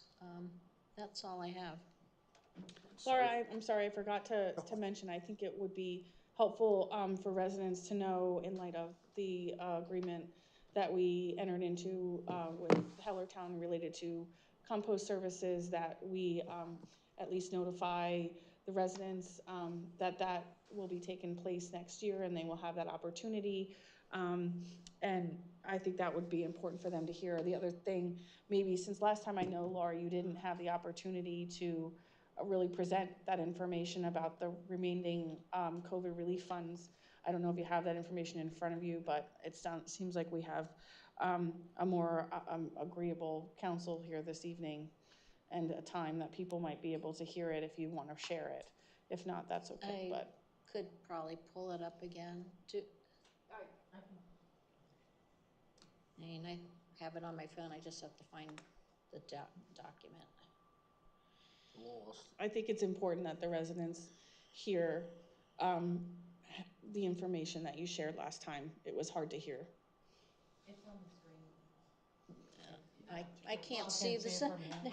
Oh, that's, no. Is that what you were? No, I think she meant the whole spiel that I said. Yeah, but there's dollar figures. You can leave it up there. Yeah. It's fine. It shows the dollar figures. Yeah, don't specifically talk about the dollar figures. I just spoke about the ARPA funding and, you know, why we went the direction that we did with the remaining funds that we had. Is this a report or a political stance? Please, can the public speak now? No, No. There you go. we're finishing up the reports. You went once already. So- You went once already. She went. This Now you went was- twice, and Victoria went twice. So of the entire ARPA funding that we had, we looked at the numbers, I looked at the numbers and did calculations, and 44% of it went to the ball fields, 25% of it went to bonuses to staff over 3 years, 13% of it went towards a paver, 4% went to Lower Saucon Fire Rescue, and there was a small $3,000 donation to the Hellertown Sportsmen's Association. So there was, of all that, there was very little bit left. That was the $188,000. So we split it up among different nonprofit organizations that serve our community. So one of the main intents for the ARPA funding was to support economic recovery. Many nonprofit organizations were strongly impacted financially due to limited ability to do fundraising. I feel that giving back to our communities through local nonprofit organizations is truly impactful way to support our township. We're blessed to have many great nonprofits in our community that work tirelessly to address the challenges in our neighborhoods. They do things such as provide emergency housing, meals, education, and support to underserved seniors and children, life-saving emergency work, support the preservation of local history, and work to keep our rivers and streams clean and drinking water safe. These organizations are the beating heart of our community, and they deserve our support. Donating to our local nonprofits is an investment in the future of our community. Local nonprofits are deeply rooted in the community they serve. They know the needs of your neighbors because they are your neighbors. When you support them, you're fostering a sense of belonging and solidarity. You're saying, I care about the people who live in Saucon Valley, and I want to see us all thrive. When you donate to a national organization, your contribution is spread across a vast network. While that's valuable, giving to a local nonprofit ensures that your dollar directly impacts the streets, schools, and support systems in your area. Local nonprofits are generally the most innovative because they can adapt to unique local challenges. They don't have to navigate the layers of bureaucracy. They respond quickly and creatively. By contributing, we're empowering these problem solvers who are making a difference where it matters the most. So I support it using our remaining ARPA funding to make donations to the organizations that were identified, and those were the Saucon Valley Conservancy and Lower Saucon Township Historical Society for their continued work to preserve our local history and provide educational opportunities about our history. Saucon Valley Community Center for their programs that support young children and provide seniors with social activities and meals. Lower Saucon Fire Rescue and Dewey Ambulance for their tireless work in saving property and lives. Saucon Creek Watershed for their work in protecting our water and natural resources and stream bank restoration projects. The Community Action League of Lehigh Valley for their many programs, including food access through the Seed Farm and Second Harvest Food Bank, Rising Tide funding for business startups, weatherization programs, community land trust, housing, counseling, emergency shelter, and community outreach. And finally, HAM, which is the Hellertown Area Ministerium, which is a consortium of Saucon Valley churches supporting our community food bank at New Jerusalem Church and directly assisting community members in crisis with emergency financial assistance or other services as needed. They work together on outreach projects as needs arise in the community. So that was my reasoning behind the ARPA funding that I did talk about at the last meeting, but it was overspoken. Are any of Nobody those could hear me. located in the township? Based in the township? Were you listening? Yeah. Yes. You said Hellertown, Dewey, Hellertown? It's our ambulance company that services our residents. So, But Hellertown didn't Thank give you, any of Laura. their money to all right, Dewey. so, Steve, how do many you have a reports do you get? solicitor report? I do not. All right, and Brian left. Public comment on non-agenda items.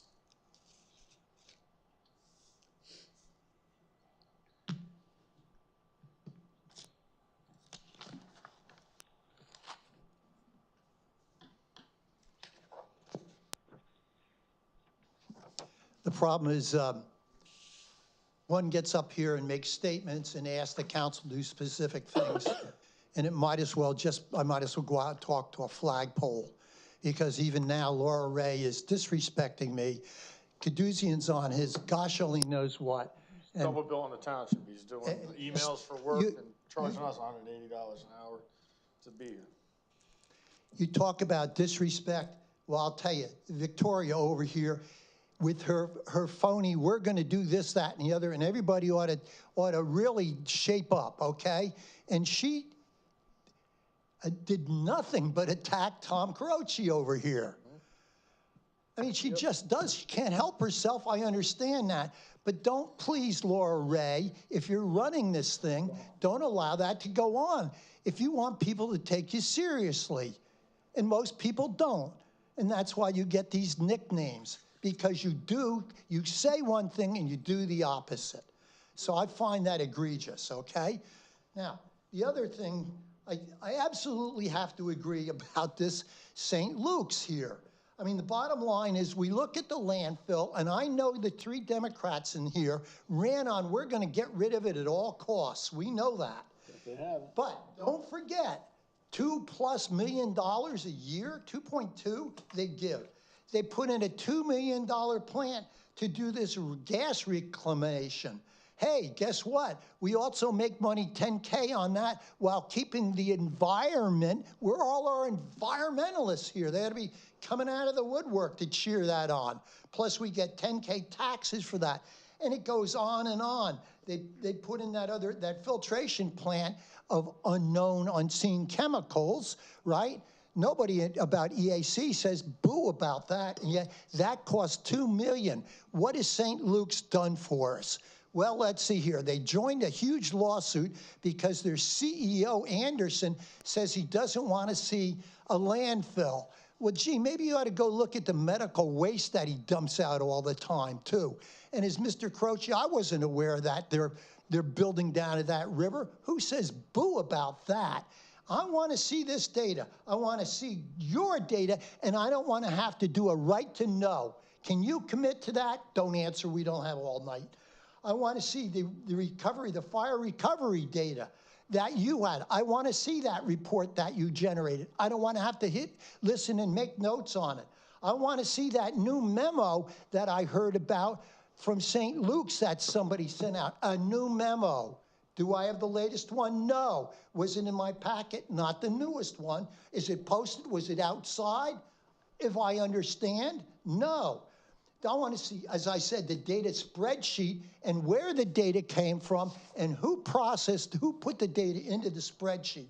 I also want to see from, as Mr. Croce said, let's hold off on this vote so we all can look at, 250 minutes, here we go. I got another one. Steve's really worried about making a date. That's the kind of disrespect, Steve, that everybody sees. And if you wonder why you get hammered, that's why. All right, I want to see that data, that agreement, and I know I'll have to do a right to know probably to get it.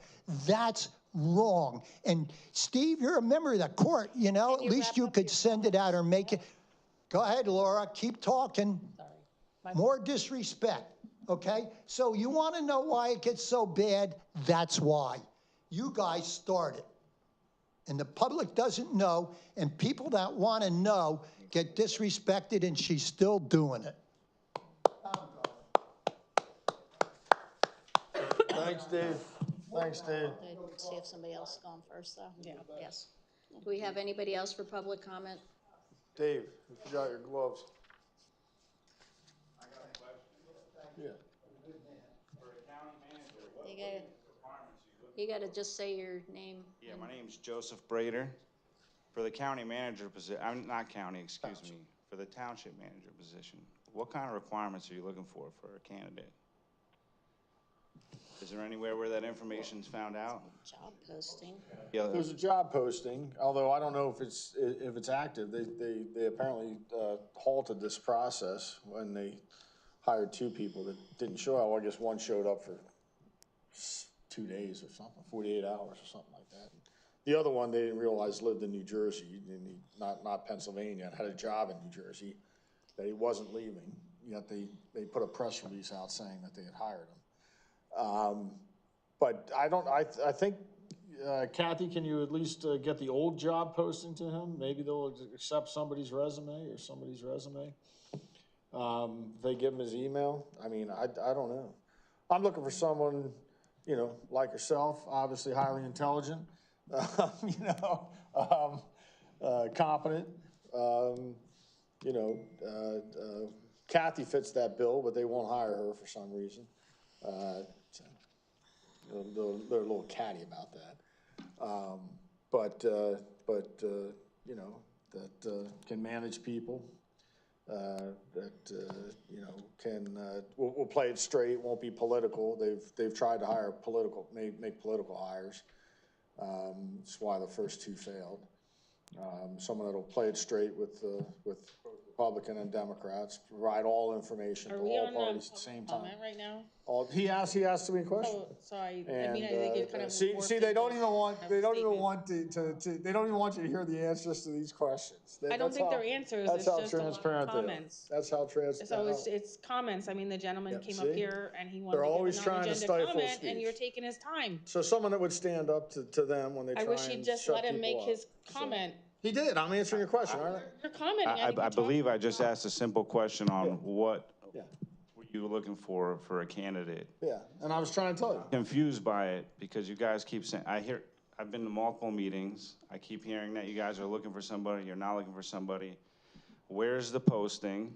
What are you looking for? Because I'm sure there's plenty of men or women out there that are capable of doing the job.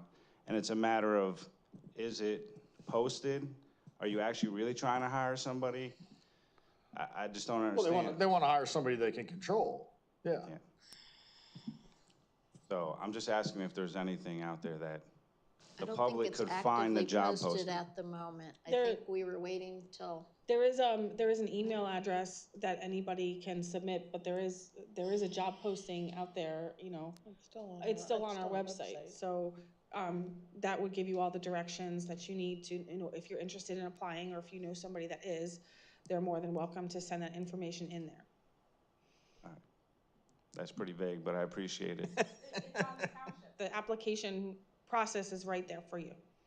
Yeah, I understand, but you know, like if I wanted to be a doctor and I never went to med school, I can't be a doctor. So I'm asking for specifics. What do you want from a candidate? Does anybody even know the answer to the question? Absolutely. The job posting specifies the requirements and the preferred information. And that's all on the website? Correct. All right, thank you. Shouldn't you know that? You're on the hiring committee. You should know it. You should be able to tell them. But you don't. All right, do we have other public comment? I did get an email that the resident would like to be read into the record. This came from Ms. Diane Hollowell, and her email states, if you cannot make a council meeting of the Lower Saucon Township Council for the first and third Wednesdays of each month, you can watch it on Township's YouTube live stream, but beware, it will take over 6 hours of your time. Council members Bononis and Carochi have called fellow council members Vladimir, dumbasses, morons, stupid clowns, telling them to shut their big, fat, ignorant mouths and get their heads out of their ass. They constantly disrupt when other members are speaking. They berate taxpayers who speak at meetings. They told a taxpayer who spoke at a meeting that she was speaking out of her ass. We deserve better than this. What kind of role models are to our junior council members. They constantly disparage Hellertown. We are two communities who share a school district, youth athletic teams, a pool, a rail trail, and a library. We used to share a compost center, but now Lower Saucon has its own, requiring us to use taxpayer money to ship the waste to another location. Last year, they gave $50,000 of taxpayer money to a library in another county with no strings attached. How fiscally sound is that with our taxpayer money? Then there's the ball field, built at a cost of over $3 million to the taxpayers. The field on Easton Road has no bathroom facilities. Bononis and Carochi's response was, it was an oversight. Makes us wonder what other oversights they made with our taxpayer money. They want to take money allocated for the rail trail and move it to $1 million ball field. As an insult to our council president, they want to make a motion to name the bathroom facilities after her. Their lack of planning when they were in charge has become the taxpayers' money pit. You only need to watch the first 15 minutes of any meeting to see how these two conduct themselves. This past meeting, Bononis spent almost 2 hours reciting loudly into the microphone the township code book, while the rest of council had to conduct taxpayer business. After their constant disruptions, they leave meetings early, miss discussions and votes on items that benefit Lower Saucon Township residents. If you cannot make a meeting, you can still voice your concerns. Please email your concerns about the behavior of these two men to Kathy Gorman, Acting Township Manager, at manager@lowersaucontownship.org, and request to have your concerns read into the minutes during the non-agenda comment section in the next meeting.